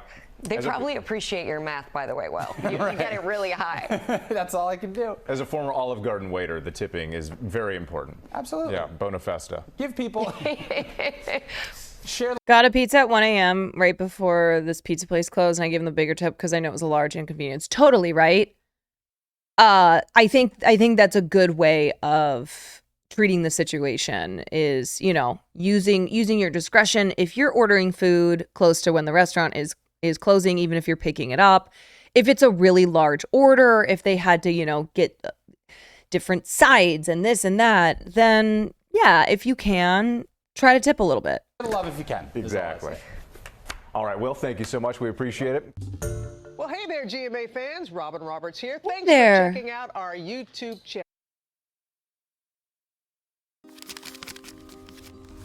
When was the last time you purchased something and you weren't asked for a tip? Yeah, I can't remember either. Tipping culture has gotten out of control. I get up to the pay window and she's like, how much do you want to tip? What am I going to tip you for? I'm in the drive-thru. Oh my God. Tips have been on the rise. Okay, so again, I hate the positing of this argument though, where people are getting mad at the workers. You know what I mean? Like, I think when we talk about tipping culture and with tipping culture being out of control, don't be making TikToks getting mad at baristas. Don't be making TikToks being like, I'm so sick of these workers when they turn the iPad around and there's tipping options. Like, enough is enough. Like, no, let's not do it that way. Okay. For decades. During the 1950s, people commonly tipped 10% of the bill. By the 1970s and 1980s, that jumped to 15%. Today, people tip anywhere from 15 to 25%. According to one 2022 survey, consumers said they tipped more than 21% on average. Nowadays, there are people who argue 20% is kind of a cheap tip. While the percentage that consumers are tipping at full-service restaurants in the past couple of years has remained about the same, in the fourth quarter of 2022, the number of tips provided at full-service restaurants grew 17%. Meanwhile, the tip frequency at quick-service restaurants such as coffee shops and fast food chains rose 16% during the same time period. What we're seeing now nationwide is something that is known as tipflation.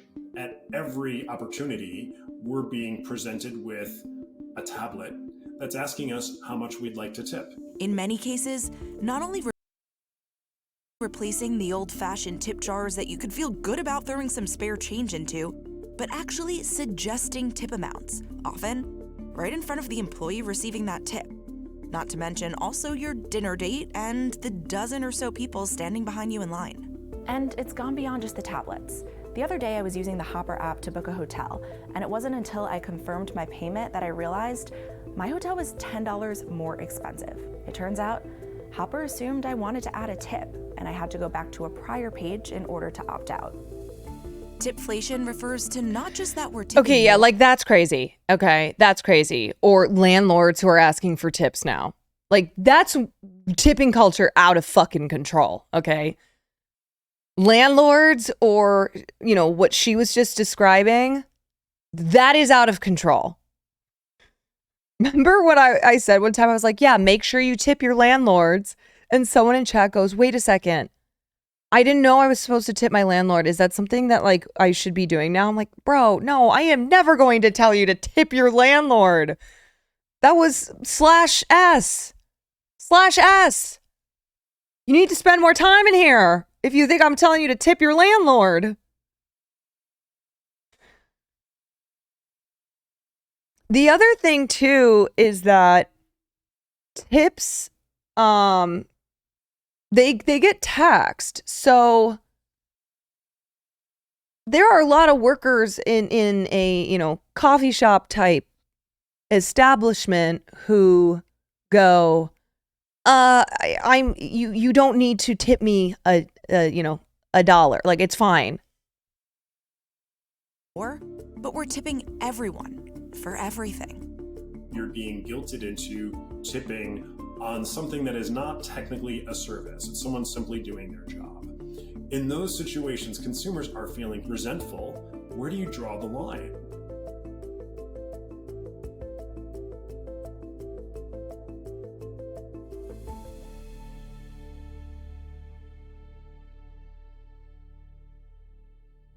Always tip cash. I never saw it.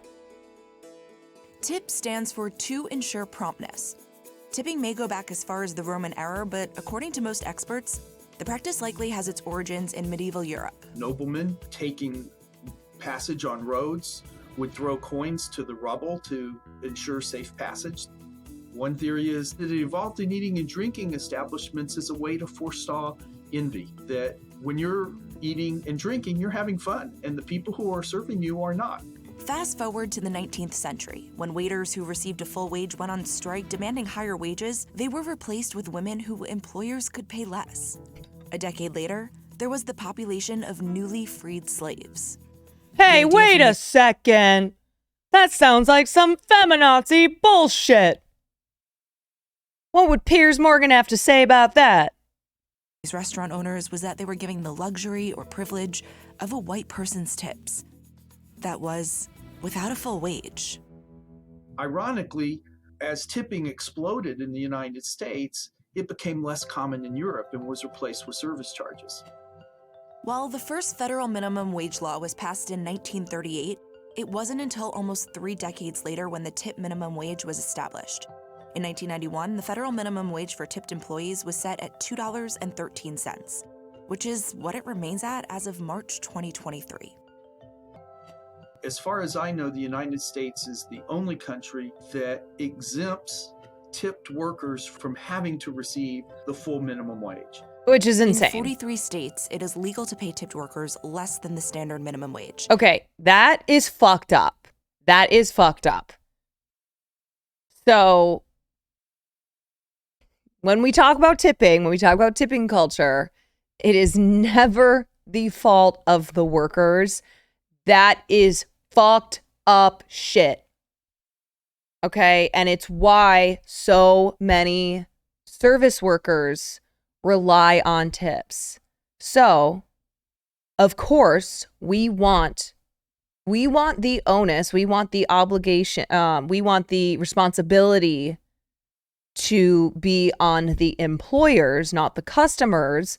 But you as an individual going, I'm not going to tip because these employers should be the ones who are legally obligated to pay their workers a living wage. Like, yeah, they should be, but you doing, an individual boycott of tipping is not going to make these employers then be legally obligated to pay minimum wage. Is there a way to know when an employee is on a tip salary or normal salary? I feel like okay, so you can tell with restaurants where they have adopted a no tipping culture. Like they will, the waiter will explain to you from the beginning, or it'll have it on the menu or on the website or whatever. But that's still something that is not commonplace.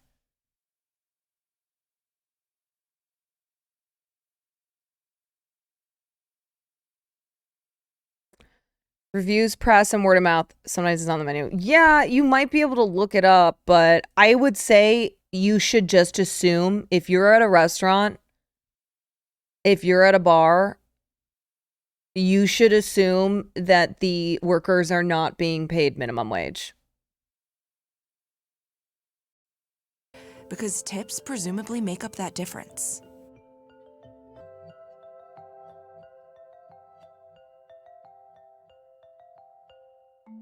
In recent years, you might have found yourself asking, do I tip this barista for pouring that hot coffee? What about when I'm going to a restaurant and picking up takeout? And how much do I tip that doorman, driver, or dog walker? When those in the service industry were feeling the brunt during the coronavirus pandemic, consumers started tipping for things they never had before.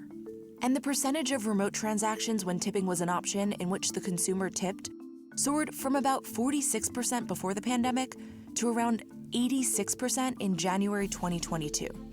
If people were willing to tip the person delivering food to their home 30%, why not ask if they'd like to tip when they come pick up?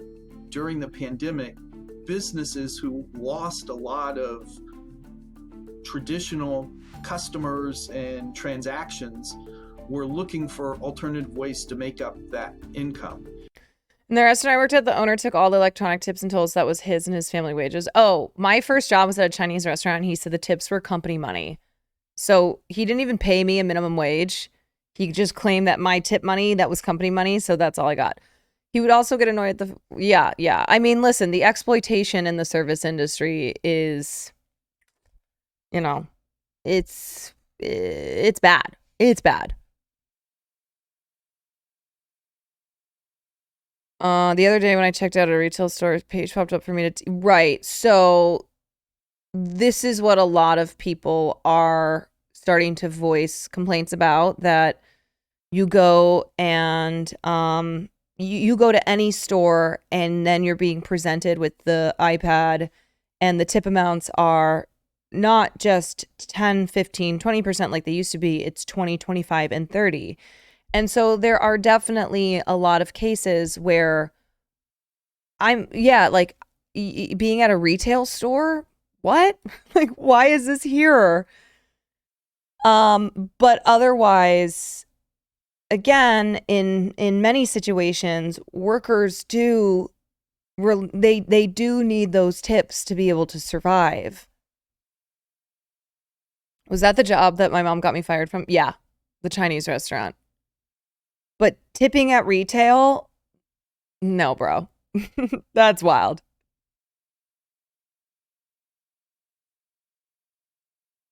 What's crazy is how tipping culture, like New Zealand, where for the most part we have a living wage and never had a tipping culture until more US companies started moving over employing people here.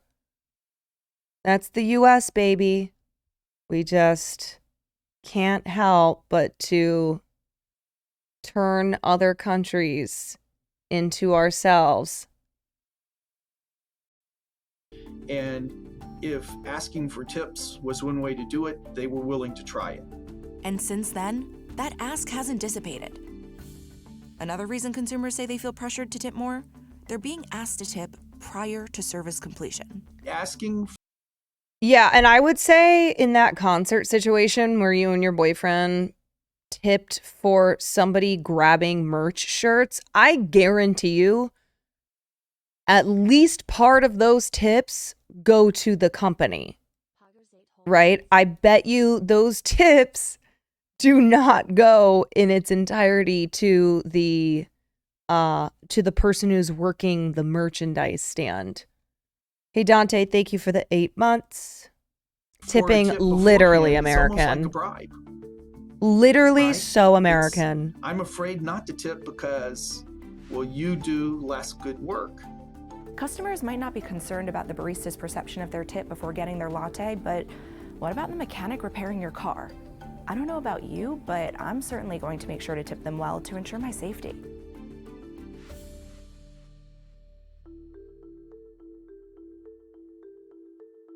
Another reason consumers are tipping more? Newer technologies. Kiosks and tablets with 3 large tipping suggestions that pop up on the screen in front of you. 3 options chosen by the business. I have not yet been to the restaurant where they recommend 5, 10, or 15% for quick takeout.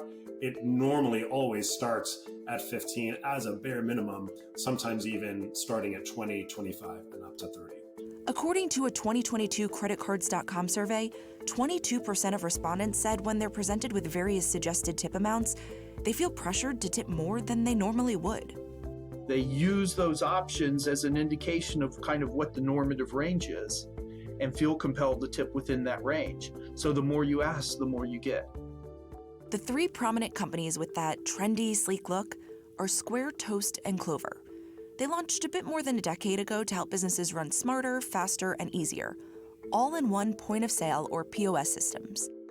In some cases, fewer fees so it's less of a burden to accept multiple credit cards, no long-term contracts, and multiple other useful tools including inventory and employee management. They got credit card processing into the hands of individuals and very small merchants. Square did a great job. It's been a tremendous growth story. That's half of the business today.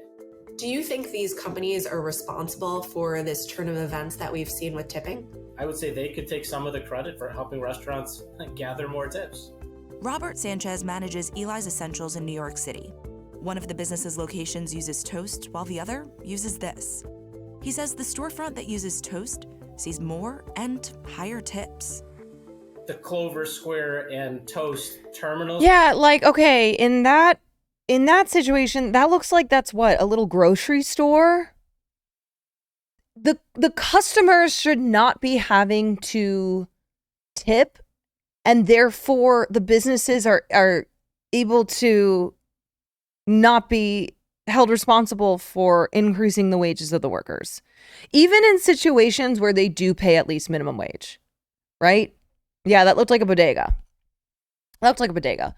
Because if employees are making more money in those types of places like at a bodega because of customers tipping, then the businesses are like, oh, well, we don't have to pay them anymore because look at how much money that they're making with these tips.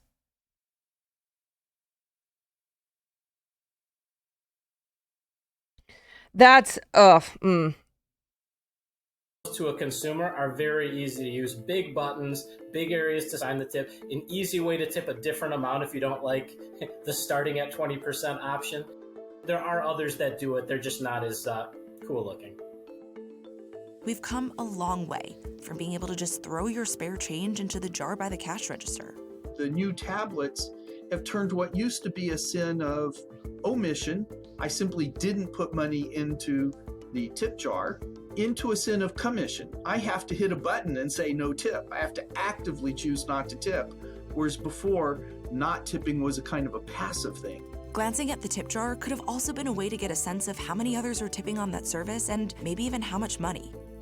Meanwhile, not only can the tipping options be customized, but the tipping feature can be disabled as well. So it's the merchant's choice to ask or not to ask for tips. From the business side, it makes employees want to perform better and do a better job. It's seriously significant. It really pays for the software. You'd be a foolish business owner not to install it based on what the numbers display. Even a mammoth company as large as Starbucks has decided that they need to sink or swim, and the best way for them to do that is to offer the tip screen.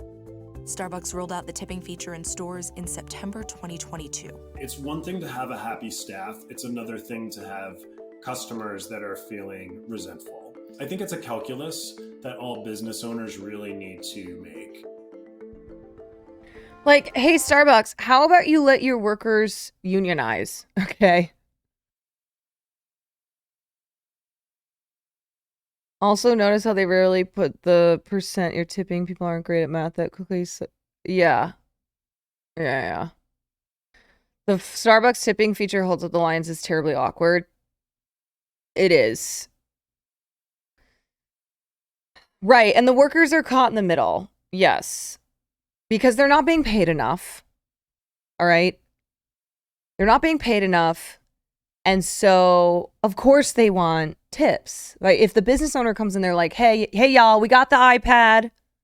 We got Square. Things are going to be better for you now because we've got the iPad here. And so people will start tipping. Like, yeah, the workers are caught between a rock and a hard place where they obviously they need those tips. They need more money. But they understand how awkward it is because they're also people who are out and about in the world, right? They're also like being faced with this imposition in certain situations. And they know that like it is uncomfortable for customers who hit the no tip. There's definitely a psychology to that is at play here. If you're in line with somebody, right, and they tip on something, then you'll feel more pressure to tip on something. Or like if it's whatever, I don't know, someone that you're trying to impress, you're more likely to hit the tip button.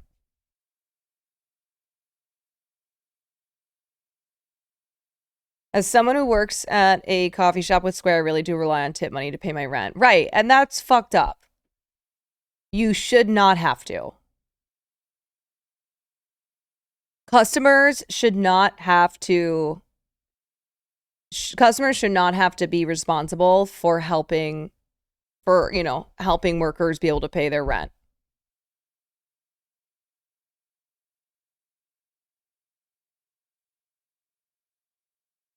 This conversation's so triggering. Please just tip people. We don't live. Listen, I have never said don't tip unless it's in a situation where like you're at a retail store like that person said, where's your motherfucking landlord, or even a situation where you're grabbing a muffin at a coffee shop. You don't need to tip You don't need to tip and then feel badly for not tipping. I tip, one, because I can afford to. I can afford to tip $1 in situations like that. And also because I worked in the service industry for a really long time. So I know how fucked up it is. And that's why, like, this tipping conversation is always one that's, it's always complicated because on the one hand, we're like, it's fucked up that these employers, that these businesses are not responsible for paying workers a living wage. That they are not responsible for making sure that their workers can pay rent and bills, and that is on the customer. But on the other hand, it's like, yeah, that being said, we still need to be tipping and tipping well in restaurants, with delivery workers, with services like nails, hair, whatever. It's just a revolving convo because we aren't going to solve anything unless motherfuckers start forcing businesses to pay the wage. Right. I mean, it's just this. It's just the same fucking conversation. It's just that now we are seeing an increase in businesses that have the iPad for tips. And so people are exhausted by tipping culture. And it's important that we make sure that when we're talking about being exhausted by tipping culture being out of control, that we're not putting that frustration onto the workers. Do you think that they're somewhat going to start seeing that they're getting lower tips because people are paying tips to so many services, or they're resentful of the act of tipping in general? I think that's a very real danger of servers in a sit-down restaurant. They were greatly affected during and immediately post-pandemic by restaurants doing all sorts of fees. Their tips were actually going down because consumers were saying, well, if I'm paying for the health insurance and I'm paying for inflation and I'm paying for this and I'm paying for that, enough is enough. The more you levy these line items onto consumers, guess who's being penalized? It's one area that's still quasi-discretionary, which is the tip. I went door to door talking with waitresses, bartenders, and baristas, and while they wanted to remain anonymous, they told me it's happening already. With inflation and being prompted for tips left and right, they say customers have already started to tip less and sometimes not at all. A 2022 study found that 17% of Americans are tipping less because of inflation. However, 10% report tipping more. At the same time, more than half of Americans, or 60%, want to do away with tipping entirely. The extent of pandemic-influenced generosity has also gone down.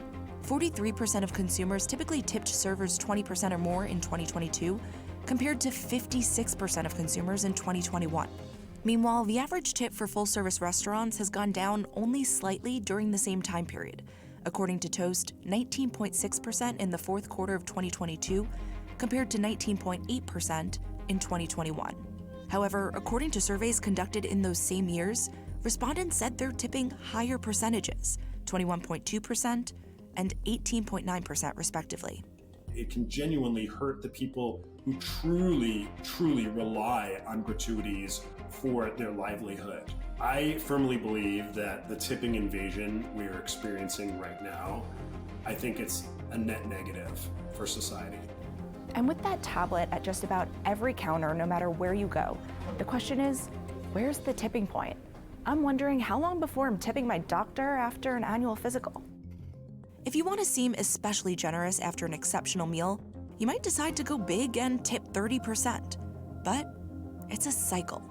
As more people seeking to make a good impression then up their tips to 30%, maybe even 35%, what becomes a generous tip? I have to believe tips are going to go up from where they are today. But I also think there's got to be a logical ceiling somewhere. I just don't know where it is.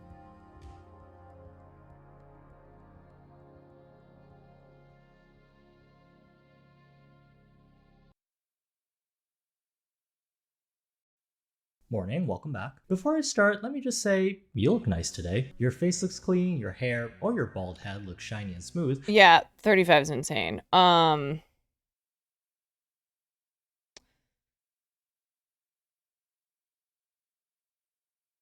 Wait, somebody had a question.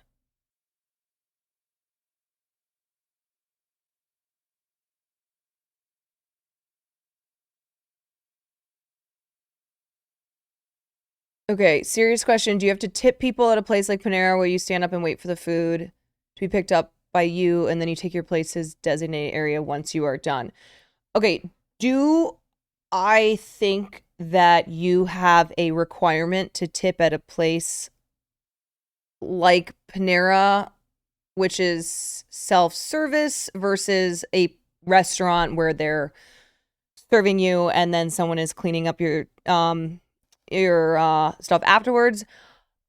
I'm gonna say no. Personally, I do. I don't tip the way I would with a full service restaurant.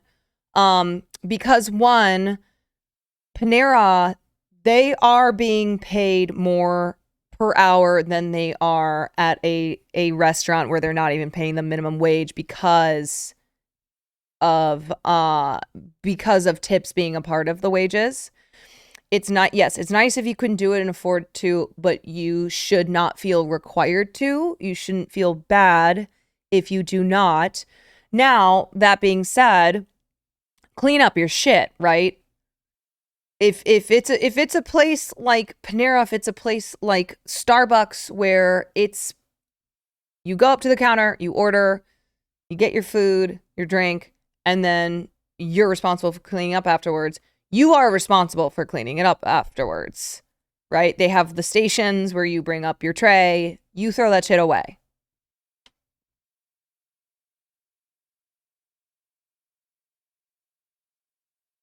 I bet Panera doesn't I don't know specifically how they would tip share.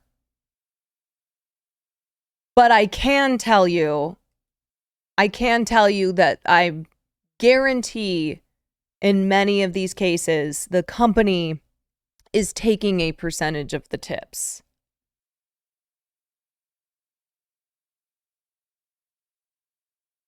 I still want to do $1 or $2 when I'm getting a takeout order when I pick up my, right.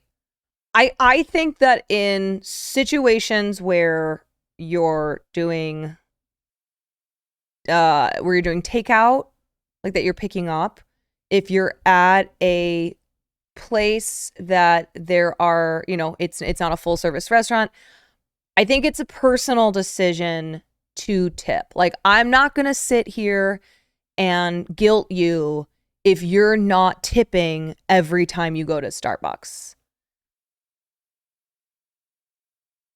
Tips at Starbucks were atrocious. They would distribute it per hours worked. Full 40-hour work week got me like 18 in tips. Yeah, that's bullshit. That's ridiculous.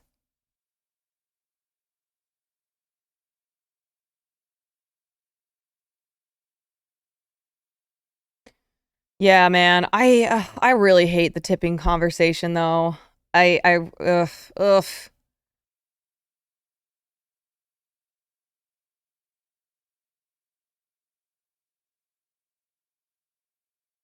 In my opinion, tipping is required when refusing to do so leaves employees' wages below the minimum wage because those tips should be included in the advertised price.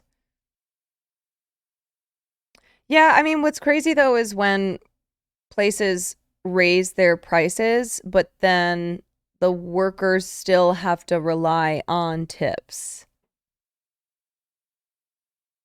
Because they do that. They raise their prices to account for inflation, things like inflation, but they're not raising wages of the workers. You should use a new shampoo. Well, whatever the case, congrats on being you. Oh, and by the way, this is just gonna ask you a quick question.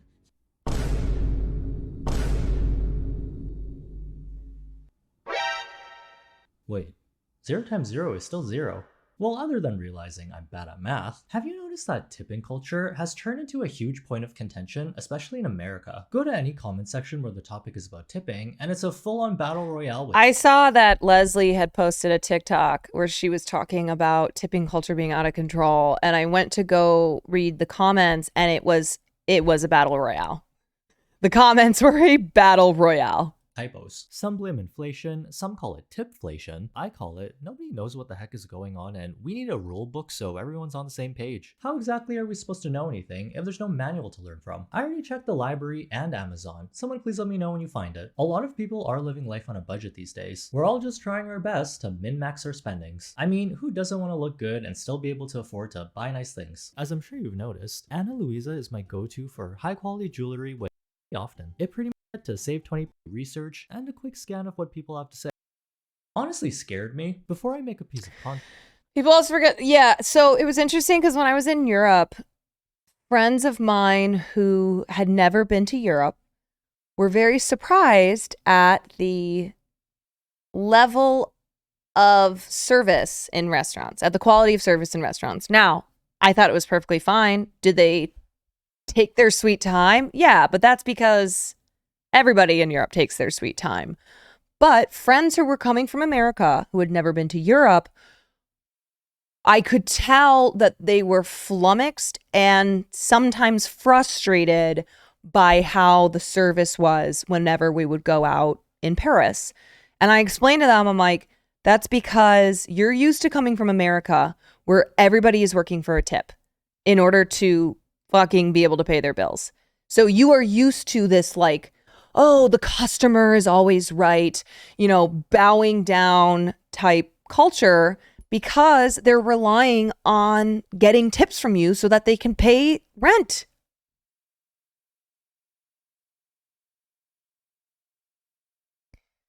Hello, Caroline. My girlfriend's become a big fan of yours. Oh, your girlfriend's based. Loved you in the summer concert. I think your heart's in the right place for things like fair pay for the workers. Love to see you on the picket line as well. Keep speaking the truth. I'm trying, buddy. I'm trying. But yeah, anyway, I think that's always a, I think that is always a wake up call to the difference between a country like America and countries in Europe where we don't realize the culture here and how oppressive it is for workers, to the point that, like, yeah, they are kissing ass. They kiss people's asses, and therefore, you know, it creates an entitlement in the asses that are being kissed. And that's why, like, customer is always right type of adage is such bullshit. It's just bad. Even for services, what do you think about the advertised price, including the tip cost to pay the worker? I guess there's a lot of sense of needing to please the customer, but I think if they don't do a good job, people won't go to. What I would like to know is when prices go up at a nail salon, for instance.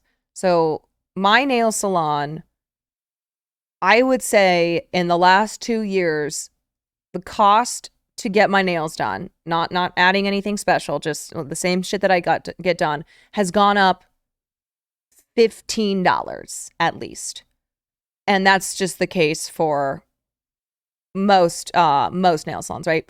I would like to know, are the workers at the nail salon seeing an increase in their wages that reflects the percentage increase from what it used to be and what it is now? Now, obviously, I don't mean necessarily a direct percentage increase because, you know, prices go up to account for inflation, but I think that that would be helpful to know. Like, I'd like to know, okay, I'm paying more money for this service. Are these workers getting paid more money?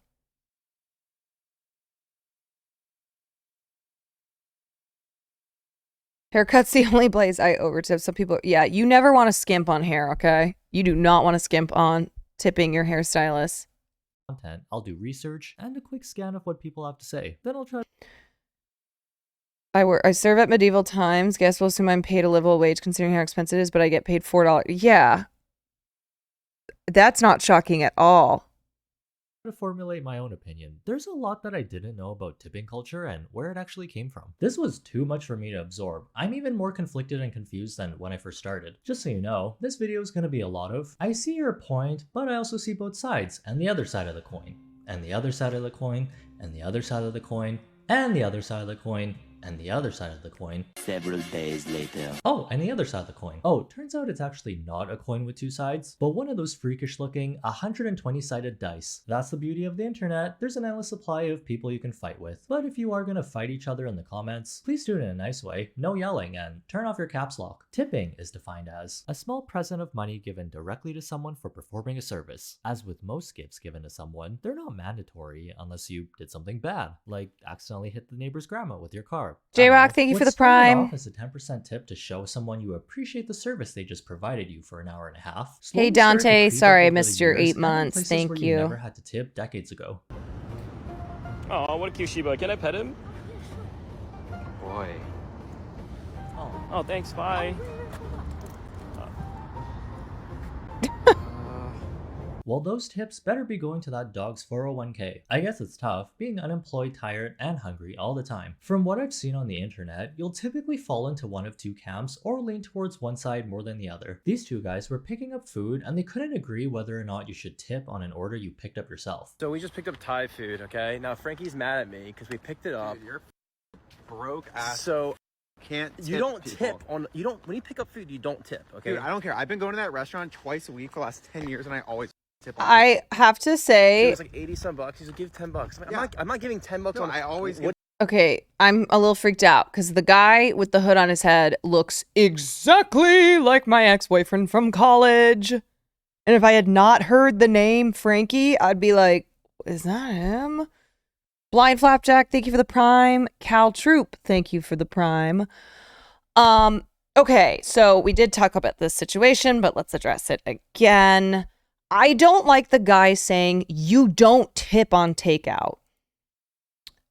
Like I said, should you be guilted if you are not tipping when you're picking up food?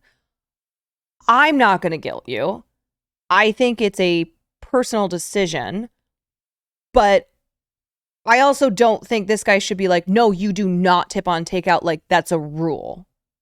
There's no fucking rules, right?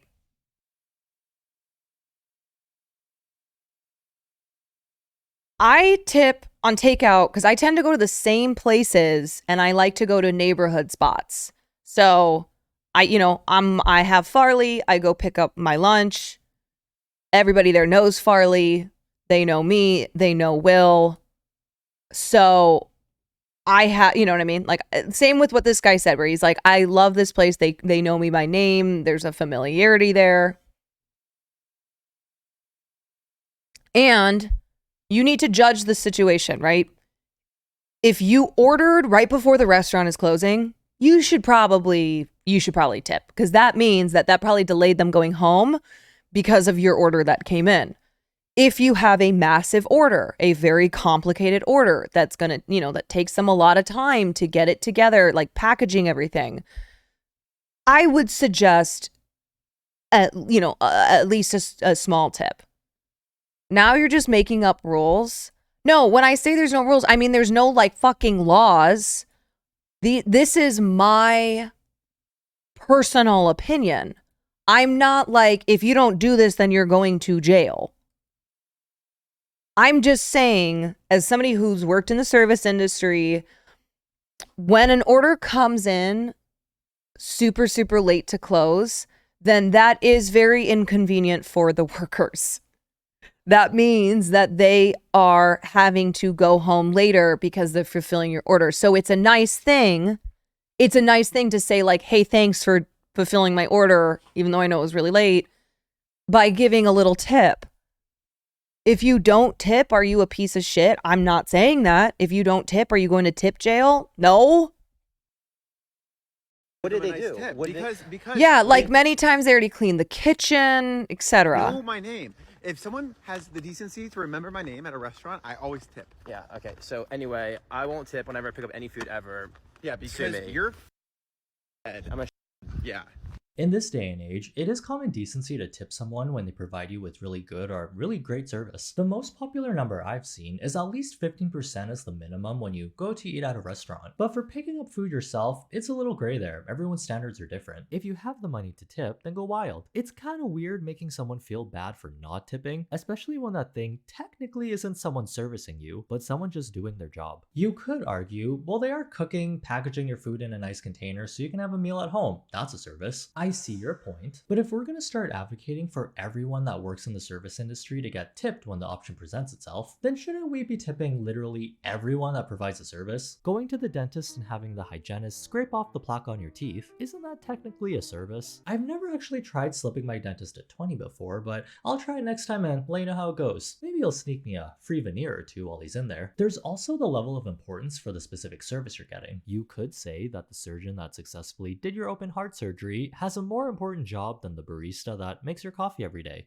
All right, just one last question for you before we start your procedure. I do no tip. No tip? Yeah, no tip. All right, your chances of losing your eyesight have just gone up exponentially. What was that? Oh, my hands are a little shaky, so.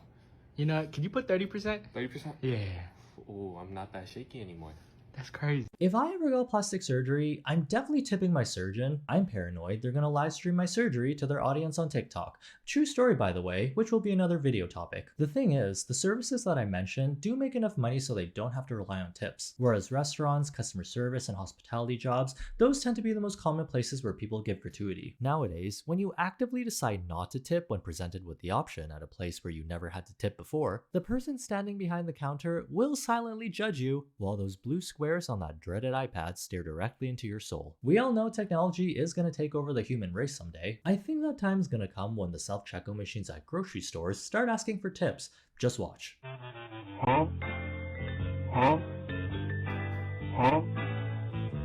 I'm sorry, but if I did more work than you, you're not getting a tip. I do ask for tips. Bala, thank you for the 7 months. Because I understand the nature of a self-serve restaurant. I wouldn't tip me either, guys. It's okay. Some businesses just have this in place as a standard, and it's not always up to the employees to decide whether they want to ask or not. There's also a bit of sketchiness with establishments taking the tips first, doing some calculations, and then distributing the rest among the Was that Ray? Hold on. Establishments taking the tips first, doing some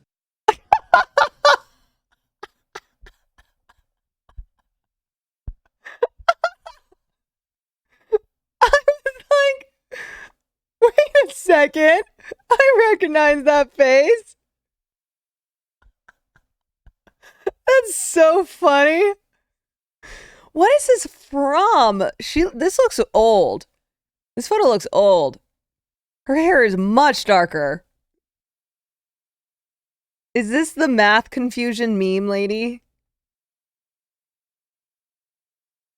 It's from a HyperX photo shoot. Yeah, she looks like a BB. That's so random.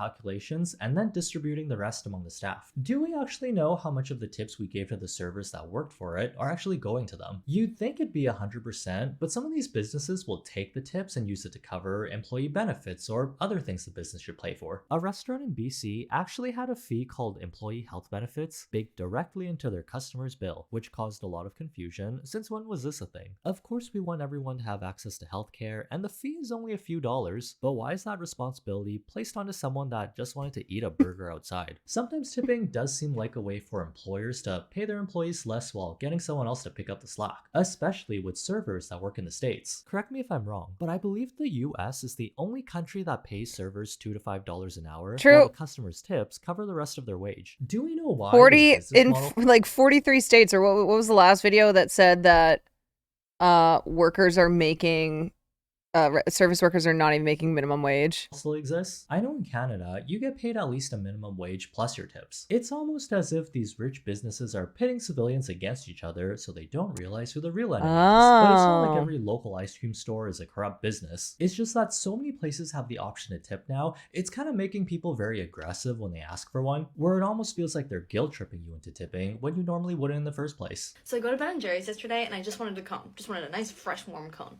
So I walk over to the counter and I was like, hi, can I just have a waffle cone? And she was like, yeah, sure. Here you go. That'll be $2. So I was like, okay. I go to put my card in and of course the tipping screen comes up. And I was like, I didn't say this out loud, but in my head I was like, I'm not tipping you on a cone. You literally just handed me a cone. And I'm also like, the percentages were insane. I was like, I'm not tipping you $1 on a $2 cone that you just handed me. I'm not. So she hands me my cone. I put my card in. It gives me like, how much do you want to tip? I hit no tip. And the cashier goes, to my face, to my actual face. Like on no planet is that ever appropriate. Even if I got $100 worth of ice cream and I don't tip you, you can't to the customer. On top of that, Miss Girl, what were you expecting I tipped you to hand me a cone? Oh, she kind of lost me there. That's the customer is always right. Miss Girl. I also really hope that the person serving her was white. She calling her Miss Girl. I really hope that the service worker was not a person of color. Anyway, okay, yeah, she kind of lost me there when she did the whole, even if I got $100 worth of ice cream, you can never do this. First of all, yeah, the service worker absolutely can. In the beginning part of the video, should that service worker, should the Ben & Jerry's employee have expected or guilted her into tipping on a $2 cone? No, I don't think so. I wouldn't. I think most people in that position would not do that, right?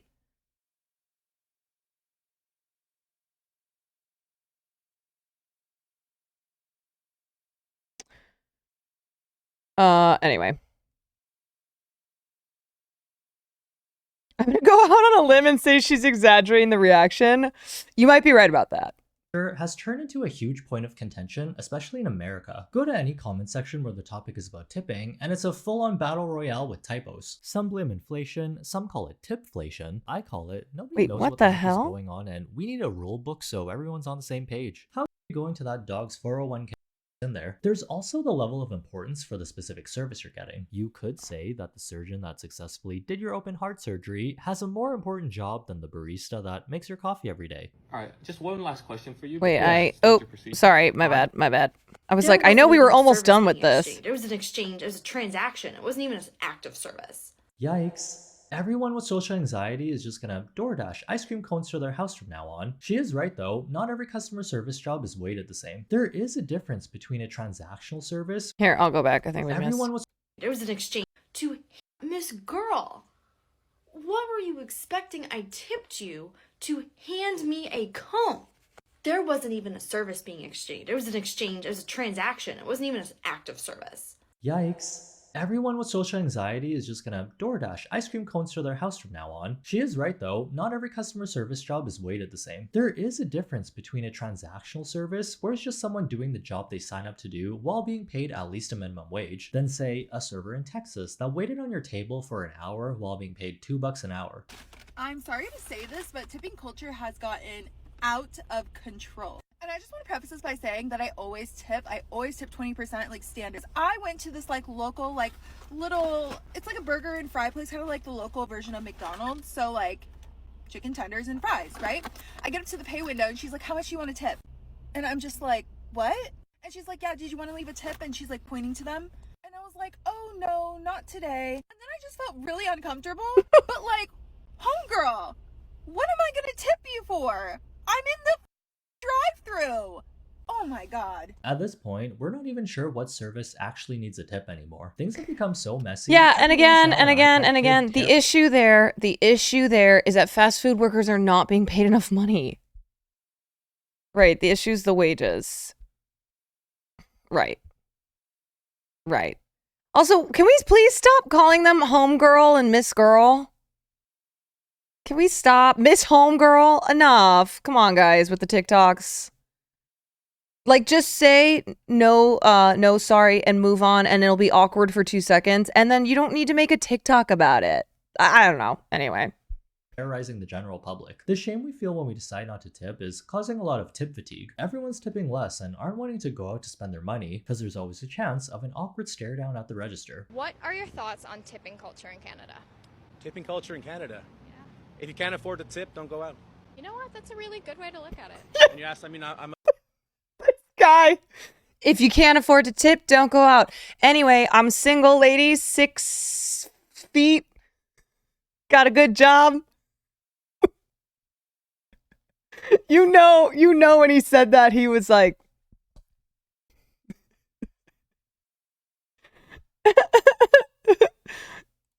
I'm a bartender, so it's Okay, yeah. I need to put food on the table. You know what I mean?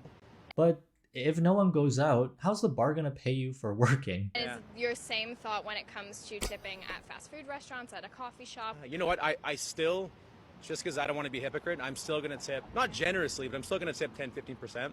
And you've noticed the kind of automatic 18, 20, 25%. Yeah.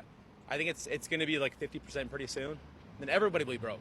It's a communal recession, you know what I mean? Yeah. We'll all be broke. okay, actually as a bartender, yeah, he does have the experience of like, if you come to the bar and you order a drink, please tip me. Not sure about this take and what this guy was trying to say, but tipping will never be a black and white issue. It'll always depend on the situation itself Not sure and about culture this. you live in. The practice of tipping actually came from wealthy Americans in the 1850s and 1860s. They actually saw this tradition while on vacation in Europe, and wanting to seem aristocratic, these individuals... Okay, yeah, we didn't talked believe about in tipping this. anymore. While the US did a speed run of how many businesses can we get to start asking for tips, iPad first. Some cultures don't even expect tips, and if you do tip them, it can be seen as offensive. A few months ago, Starbucks added digital tipping. So every time you pay with your credit card, you are asked, do you want a tip? I was gonna ask you a quick question. This made many Americans furious. But what happens in other countries? I know that tipping is not done in Japan, but I'm kind of curious what would happen if I tried to tip at a Starbucks, because Starbucks is an American company. Thank you. And do you have a tip jar? No. Do you have that jar anywhere? Yeah, no. Okay, sorry. Thank you. So I just Googled it, and yeah, tipping is not only not customary here, but it can actually offend someone. I almost feel like I should go apologize. This chart shows the tipping culture in different countries. The blues and purples meaning no tips or tips aren't expected. And if you've noticed... Do I tip differently with mixed drinks versus bottled beverage? Yeah. The 15 to 20% expected tip is mostly a North American thing. There's also this thing where places will ask for tips before your service, most notably food delivery services like DoorDash or Uber Eats, which is weird because... You 100% already knew that. I know True. I can't look into the future to see if my delivery driver delivered my food or not. Some people say it's more of a prevention type of thing, so the delivery driver doesn't have a little snack before delivering your food. This DoorDash customer only tipped $1? Let's see what he got at Arby's, huh? Well, it's got the beef and cheddar. He's got the French dip and the crinkle fries. Oh man, that's my favorite. Thank you, $1 tipper. Peace. Tastes like uploading evidence on the internet so your employer can see. You guys, okay, I know we've been talking for the last 30 minutes about tipping culture, but now we gotta talk about TikTok. Now we have to talk about everybody putting everything online. Okay, just not only leaving digital trails of their information, right, when you sign up for Facebook or something, but just straight up posting full videos of things that they should not be posting on the internet. The amount of crimes people just freely post, I know, for like 5K likes. Do people automatically I think they're know. a reality show when they get a phone with a camera? It's not everyone, but some people are getting entitled when they do expect tips. It does suck if you did give really good service and the tip line says 0, but taking it out on the customer isn't the best way to go about the situation. There's a clip that surfaced recently of a DoorDasher that didn't think he got a big enough tip. Oh, yeah, While set the okay, scene, this guy POV, again. You're a home security system. Hi. Hello. Come here, Max. Aw, a dog. Next. Yep. There you go. Thank Thank you. I just want to say it's a nice house for a $5 tip. You're welcome. Yeah. This lady left a Yikes. $5 tip on a $20 pizza. Isn't that like a 25% tip? That's pretty generous. Unless he was driving 100 through a school zone so he could deliver her food in 5 minutes, I have a feeling this was just a standard DoorDash delivery. But who knows what he did to think he deserved a bigger tip. All I know is that he didn't even pet the dog. My god, my head hurts. This will be an ongoing battle until we decide what services actually need tipping. Or we just get rid of it altogether and or until we get these motherfucking businesses to pay workers good wages, good fair wages. Okay. have the companies pay their employees livable wages. Right. Personally, I like it when things are simple. Whatever the price is, that's what you pay. It just makes everything easier so you're not passive aggressively staring at each other. And hopefully as a result, employees are actually getting paid a regular wage instead of the $2 whatever servers make. Other countries are doing Yeah, I it. know. Not That guy really got sure why fired. we aren't. Then again, there could be a reason why. I'm not the most knowledgeable person on this topic. I didn't study economy. But yeah, it's not surprising when people mentally break down because they don't even have salaries. They're not even employees. Yeah, there's independent contractors. Or graphs or math related things, so take everything I say with a grain of salt. I just want to Anyway, yeah, when you tip on DoorDash, they take the tip amount out of your wage. I usually try to tip cash if I have it. Like when I worked in the clubs, I always had cash, so that was nice. Now I don't have cash as often, but if I do, I try to tip in it. This is better. $5 is a pathetic tip for a suburban white lady. Listen, I am always on the side of the worker, but I think in this situation, it was a $20 pizza. She tipped $5. She did what she's supposed to do, you know? I don't think that she deserved him saying, fuck you. Yeah, I think in this situation, I feel badly for the delivery driver because obviously he's not raking it in, right? As a DoorDash driver, he doesn't have any protections because he's a DoorDash driver. Who knows what the hell was happening with his day? Maybe he had delivered a pizza before that and somebody didn't tip him, so he was hoping that he would get like an over the top tip, whatever, okay? She paid more than the usual. She paid more than 20%. It was a good tip. It was a fair tip. So she's not villainous in this point. And the other thing, last thing on the tipping conversation is that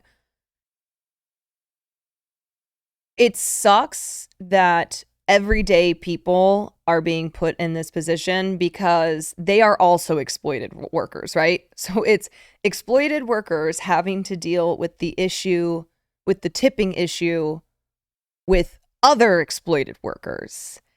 And so I hate this argument because that's what it comes down to. And it's a very personal thing as well. People, when they express their opinions on both sides of the aisle, on both sides of the issue, like it can be a very personal matter because of the judgments that arise when one person is like, on this side and then someone else is on the other side. And at the end of the day, I think we all agree that the responsibility should not be on the customer, aka us, who are also exploited workers, who many of whom are just trying to get by as well. But unfortunately, when we go out to eat, when we order food, we do need to be tipping on those services because those employees then otherwise cannot afford to live. So if you can't afford that in those situations, I'm not saying like you go get a coffee or you go get, you self-service car wash, you have to tip. If you're going out to dinner, you need to be able to tip. If you're ordering dinner someone's delivering it to you, you need to be able to tip. Okay? Oh, anywho. We're done with that. We're done with that convo. All right. I think I'm going to check with Will real quick and see when he wants to go. Raven, thank you for the 5. Thank you. Appreciate you.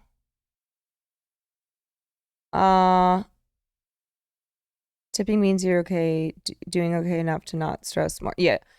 I'm gonna check with Will when he wants to do this IRL. 1 second.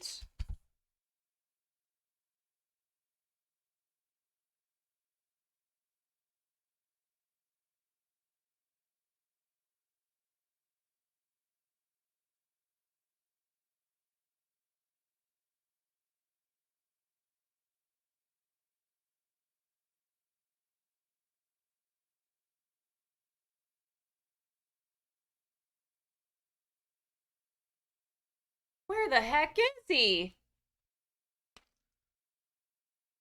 Let me call him.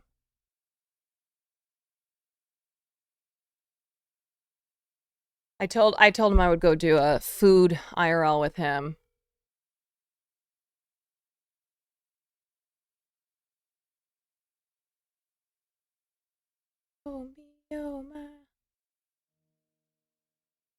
Hello, where are you? Oh, okay. I was gonna wrap up stream soon. Do you want to go then do an IRL? How are you feeling? I'm down. What?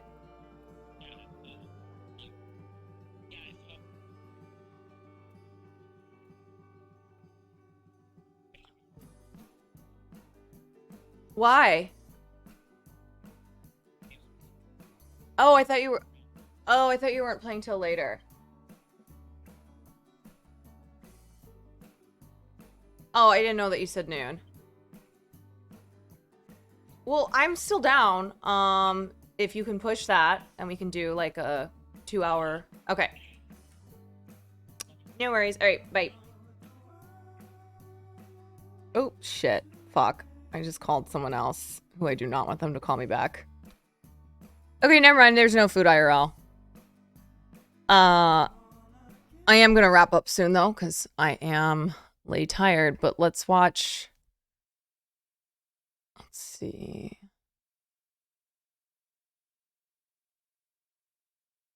Do I want to do... Let's watch this last video. About aimless creativity, because I feel like this is the story of my life. Can we watch the... Okay, do you guys want to watch the feet video? I was scammed by the foot fetish industry, or do you want to watch this one? Whatever we don't watch, we'll just watch next time I'm streaming. Okay, you want to watch the feet video? Okay. I love and like feet. I know, the curse of telling Chad about a plan. Okay, we'll watch this one. It's only 7 minutes. Be barefooted, dirty, sweaty, smelly, muddy, stinky. I want to be a goddess, giantess, queen mistress, foot boy, tiny foot person. That's the sort of I'd get messaged. I'm Elizabeth McCafferty and I'm 28, and this is my story of how the foot fetish industry scammed me. I've professionally been an actor since I was about 18. She's so pretty. Sort of modelling jobs came with that. I was signing with a new agent and I'd looked my name up on Google because she'd also done the same. And this was in 2017. The first thing that came up was me on a foot fetish website. I sort of panicked. They had been swiping pictures which I put on Instagram years and years ago, and they'd linked them to my IMDb. All of this sort of dated, they'd collected, and they put... Am I the only one who hates feet? No, I have publicly stated I do not like feet. I am not into feet. I don't like my feet. I don't like any feet. All on this site. I freaked the out. There was no way that I could actually find a way to pull the image down or contact them. I let it go. I thought, do you know what, it's actually quite funny, maybe. In 2019, I got a DM from a friend who wanted me to get a modelling job, and it was a shoe campaign, and he sent me a website, and it was a completely legitimate shoe brand. Did have sort of close-ups of people's feet wearing heels and stuff like that. And at the time, I was really struggling financially. I was on universal credit, and he said there's big money in it, and instantly my ears just perked up. So this is a friend who's very well-liked among peers. We would go and have pizza, we'd help each other with auditions. He said, so the woman who's casting it just wants sort of pictures of your feet and just to kind of check that they look fine. I just sent him some pictures of me modelling various different heels and a couple of me barefoot. And then he said, you didn't get the job. Then I get, not that long after, another DM from the same guy and said, she's looking at casting I love this outfit. Another campaign. And obviously she remembers you from last time. So he said that I need to send this video of me rubbing lotion into my feet, and alarm bells just started ringing. And I said, well, get this woman to send me a video of what she wants. I want a reference video. He texts me a video, or FaceTime. There's a guy in the corner, and then just these 2 feet at the camera, and she's like wiggling her toes. I just literally messaged him back, like, literally just like a million ha-has, and then just said, this is so dodgy in caps. And I just said, mate, this is quite obviously a fetish thing, what the f? And he then just says like, no, it's not. No, this is just a reference video that this woman who's doing the modelling job sent me, nothing to do with me. So I kind of... I know these are these are like stock videos, but we get it. We get it with the feet. We get it with the feet, Vice. All right, Vice is fucking wild for this. Said to him, mate, I think you need to be careful. I think you're being scammed by this woman. I was thinking this woman has gone to this poor innocent guy and saying, you know, message all your mates about a modelling job, and he's just done it to be nice. In 2021, I became a journalist, and I thought I could probably do something about foot fetishes when literally he slipped into my DMs. He says, oh, and by the way, do you know any pretty white girls with feet like yours? Is it and NMP? At this point, obviously, because I wanted to explore the world, I just kind of took the bait deliberately and just said, yeah, me. And he says, it's $6,000. It's one video. You just got to get your feet out and I'll be in the corner. And I said, what will you be doing in the corner? He said, you know, touching myself. Enough! Just getting your feet out. I said, so my face isn't in it, my voice isn't in it. It's like, no, your face isn't in it, your voice isn't in it. And then suddenly it's, but we maybe could give each other some encouragement. And I said, right, so let me get this straight, $6,000 for one video. And then suddenly he says, no, it's not $6,000 for one video, $6,000 for 6 videos. And I said, what am I doing in 6 videos? He said, oh, just different things. He also said that he might be getting his piece out. He just kept calling it his piece. So I said, right, if this woman exists, whatever, she needs to send me a contract of exactly what she wants in the videos in order to obtain the 6K. Then he said, well, you won't get the 6K until you've done all the videos. So I said, well, no, I want an upfront fee. Obviously, I knew none of this was real. Sort of all went a little bit quiet on this woman sending me a contract. So I kind of left it, and then I got a DM from him again saying, this woman has asked whether you would give me a for the $6,000. I was just like, you are a scumbag. Unfollowed him, never spoken again. When I really think about it, I'm quite angry at myself for being so naive. But unfortunately, I think when you're in a really tough time financially, sometimes you have a lapse in judgment. And also, I think you would just never think that friend would do that. Having been scammed by the foot fetish industry, I decided to set up some anonymous foot fetish accounts so that I could fully investigate how easy it was to get into this. There's this perception that selling pictures of your feet online is the quickest, easiest way to make money. Within 5 minutes of setting up an Instagram, I had quite a lot of DMs from all men wanting me to chat dirty to them about feet, but it became very apparent that no one wanted to spend money. They just wanted to chat dirty and get free content. And within about 4 hours, I think my Instagram got shut down. I went onto Twitter. It got really close. I gave them my Cash App, and I would get a message from them, each of them in their own different way, saying, oh no, it hasn't worked, but can you send me some money back? And they'd send me a Mike. screenshot of something gone wrong on Cash App. I then had some guys say, I want to be your sugar daddy foot worshipper, but then they'd say, oh, but I've been stung with people not being loyal before. I need you to give me some money in order to prove that you're a loyal sugar baby. There was this whole world of scamming, which was just unfolding. I love and like feet to be barefooted, dirty, sweaty, smelly, muddy, Okay. stinky. I want to be a goddess, giantess, queen mistress, foot boy, tiny foot person. That's the sort of I'd get messaged. Okay, here's the thing though. This is a blatant attempt to get foot viewers. I don't want foot viewers because I hate feet. Here's the thing about this video. We know it's Nick is the foot scammer on the other end, but like, yeah, it's the internet. Scams galore, okay? Whether it's the foot fetish industry or anything else, it's the internet. It's weirdos on the internet.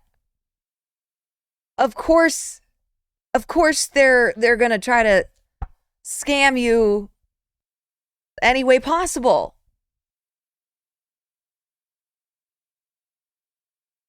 Wait, people scam strangers on the internet? I know. Wild. And then at the end, they'd be like, send me a picture for free. Consensually, me trying to sell pictures of my feet earned me £0, but I really do wonder about how much money was made. You guys, oh my God. I have some friends who do foot fetish stuff, and they have, okay, I always say on the stream, I don't kink shame, but there are some kinks that are fucking nasty. And I have friends who will get requests for like the feet to be dirty, for like the toenails and feet to be filthy.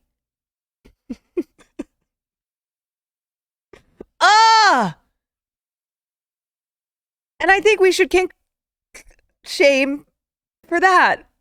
Okay? Even though my rule is normally like I stay away from kink shaming just because I'm not into it.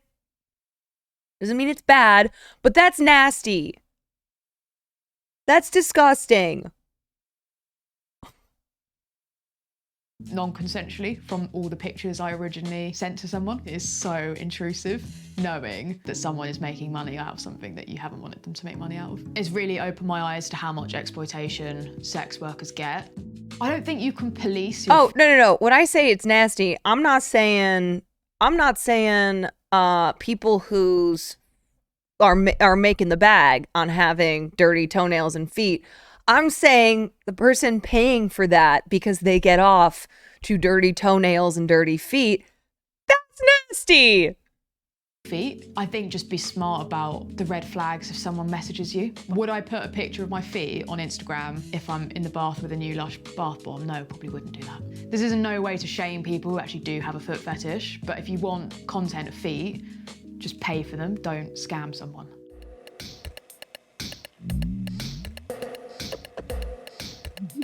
Yeah, true. Absolutely. If you want feet content, then pay for it. Just like with anything else on the internet. The feet scamming industry, big problem. Yeah. I wanted to bring this to everyone's awareness. Sorry, I did not know that Vice would be wilding out and using so many stock footage clips of feet.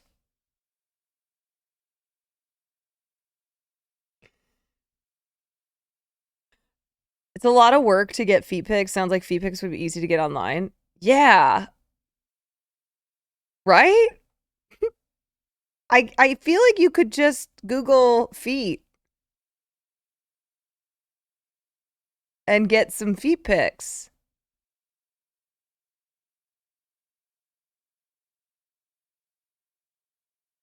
I didn't know that much stock footage of feet existed. There's stock footage of just about everything. Filing a complaint. I know. You should. You should file a complaint with the labor board. Yeah, sorry. Feet bang. Update to the Ethan Slater and Ariana Grande. All right, let me take a look at this.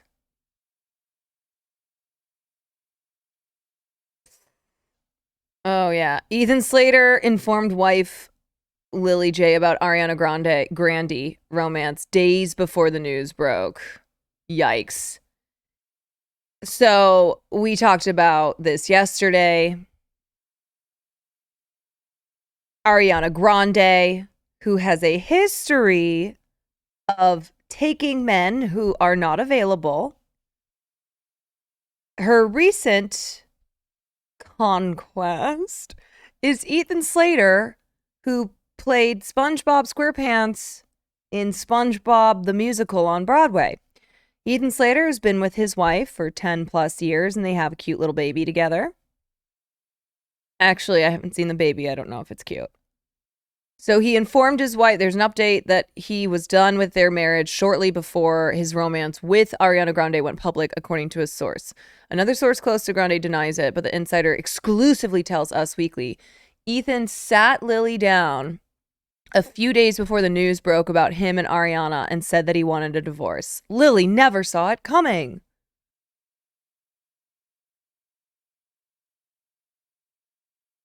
Ariana and Ethan weren't careful, the insider says. They'd hold hands on set in between takes. They were sloppy and not hiding it. Yeah, I mean, listen, I'll say it again. Affairs that happen between co-stars on the set of movies is a tale as old as time. This is Brangelina for people who know all the lyrics to Seussical the Musical. That was a tweet. That is not an original line of mine. Hogan, thank you for the gifted sub to Ugly Baby. Yeah, I mean, look at this, guys. Okay.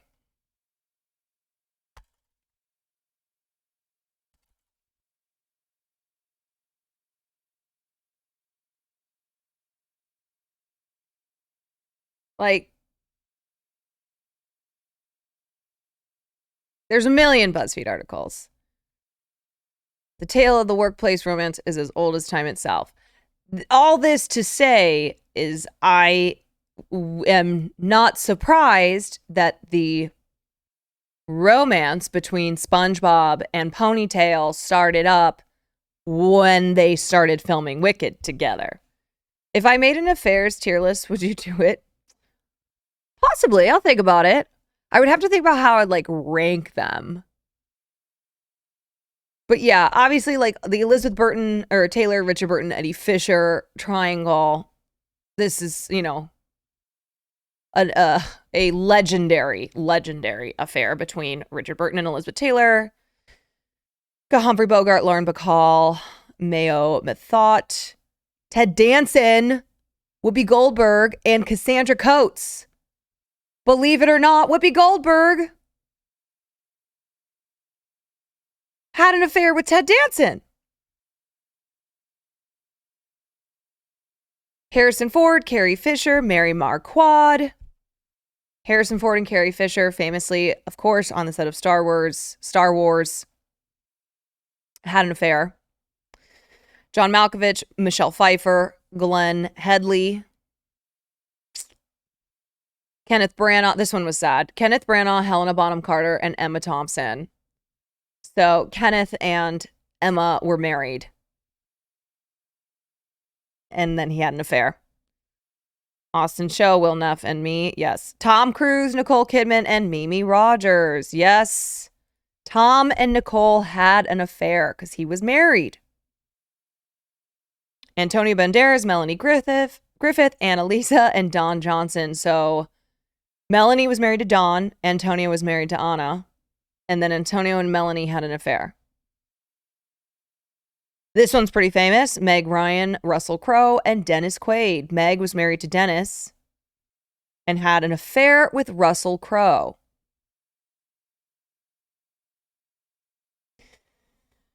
Angie has been at the center of a couple of affairs. Obviously, Brangelina is the most famous one, but she was also having an affair with Billy Bob Thornton when he was married to Laura Dern. Or I don't know if they were married, but they were together. Yep, Ryan Phillippe and Abby Cornish and Reese Witherspoon. I remember when this broke. It was devastating. Ryan and Reese were the Hollywood golden couple. And he threw that away for Abby Cornish. And now Reese has recently divorced from Jim, what's his face, who's like the big agent over at WME. Love is not in the air. Kristen Stewart, who was dating Robert Pattinson at the time. Anybody heard of Twilight? Had an affair with the director, the director of Snow White, which was her next film, Rupert Sanders. Kristen Stewart has been dating women for a long time. I think this was like the last of her being with men. And then, of course, Brangelina. Brad Pitt and Angelina Jolie got together on the set of Mr. and Mrs. Smith. Devastating Bennifer fans all over. Emma Stone was dating Kieran Culkin when she had an affair with Andrew Garfield. Now Jen Aniston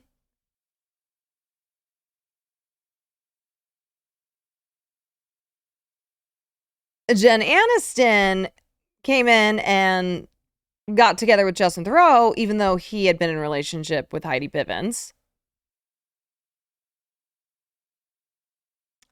Johnny and Amber.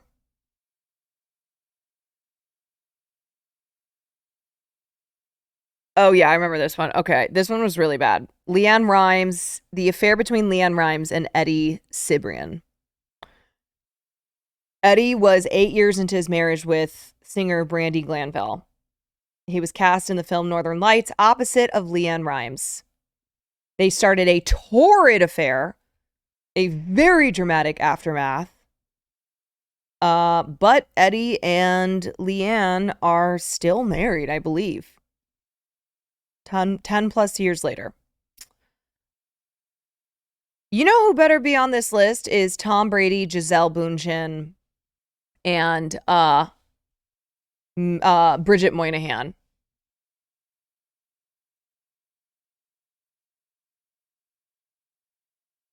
This one was recent, Lily James and Dominic West. And he was married for a decade with 4 kids when he was caught with Lily James. Okay, so this one is not on there, but Tom Brady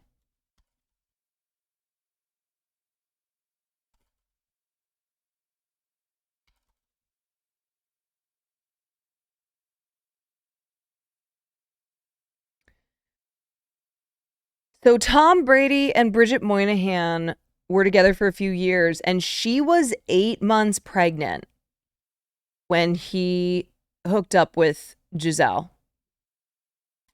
I'm like, are you kidding me? Bridget Moynihan is such a babe. Like, obviously Gisele is gorgeous. But look at Bridget Moynihan, man. Sheesh. Anywho, all right, I'm going down this rabbit hole. I'm going down the celebrity affair rabbit hole. There's so many that were not mentioned on there, like Claire Danes, who had an affair with Billy Crudup. That was a pretty famous one.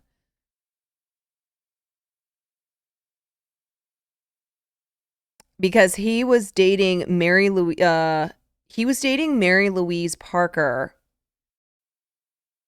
from Weeds, if you remember that show. And she was 2 months away from giving birth to their first child, and he left her for Claire Danes. There is something particularly evil about leaving your pregnant wife or girlfriend right when they're about to give birth so that you can have an affair with your co-star and then you guys break up like a year later. I think actually Claire Danes has a history of cheating scandals.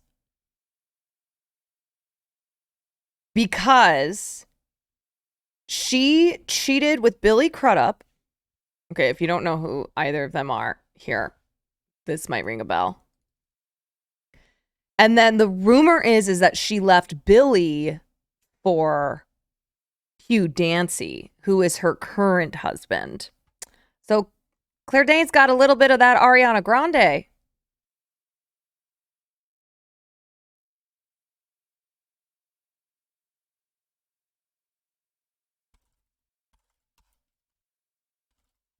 Anyway. Okay. This light is shining in brightly. All right, guys. I know I only did 3.5 hours, but I think that'll be it. Ow. Feels weak, man. GG's. I'm gonna go get some work done. And then Will and I are going to be going over to Hassan's for his B-Day. I'm going to send you guys to Hassan because it's his birthday. It's his birthday. So neither Will nor I will be on stream tonight. Just an FYI. I don't know. Unless the birthday doesn't last that long and I come home and maybe decide to play some games. I don't know. We'll see. We'll play it by ear. But we got some news in. Let's go UPS Teamsters, who signed a historic deal averting a strike. We did SAG AFTRA and WGA coverage. We were on day 85. We talked about the problem with the foot fetish scammers. Okay. So we got it done. Yeah, we are union strong.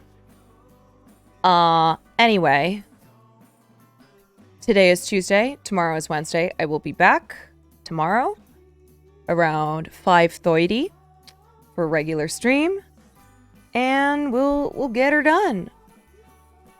We'll get her done.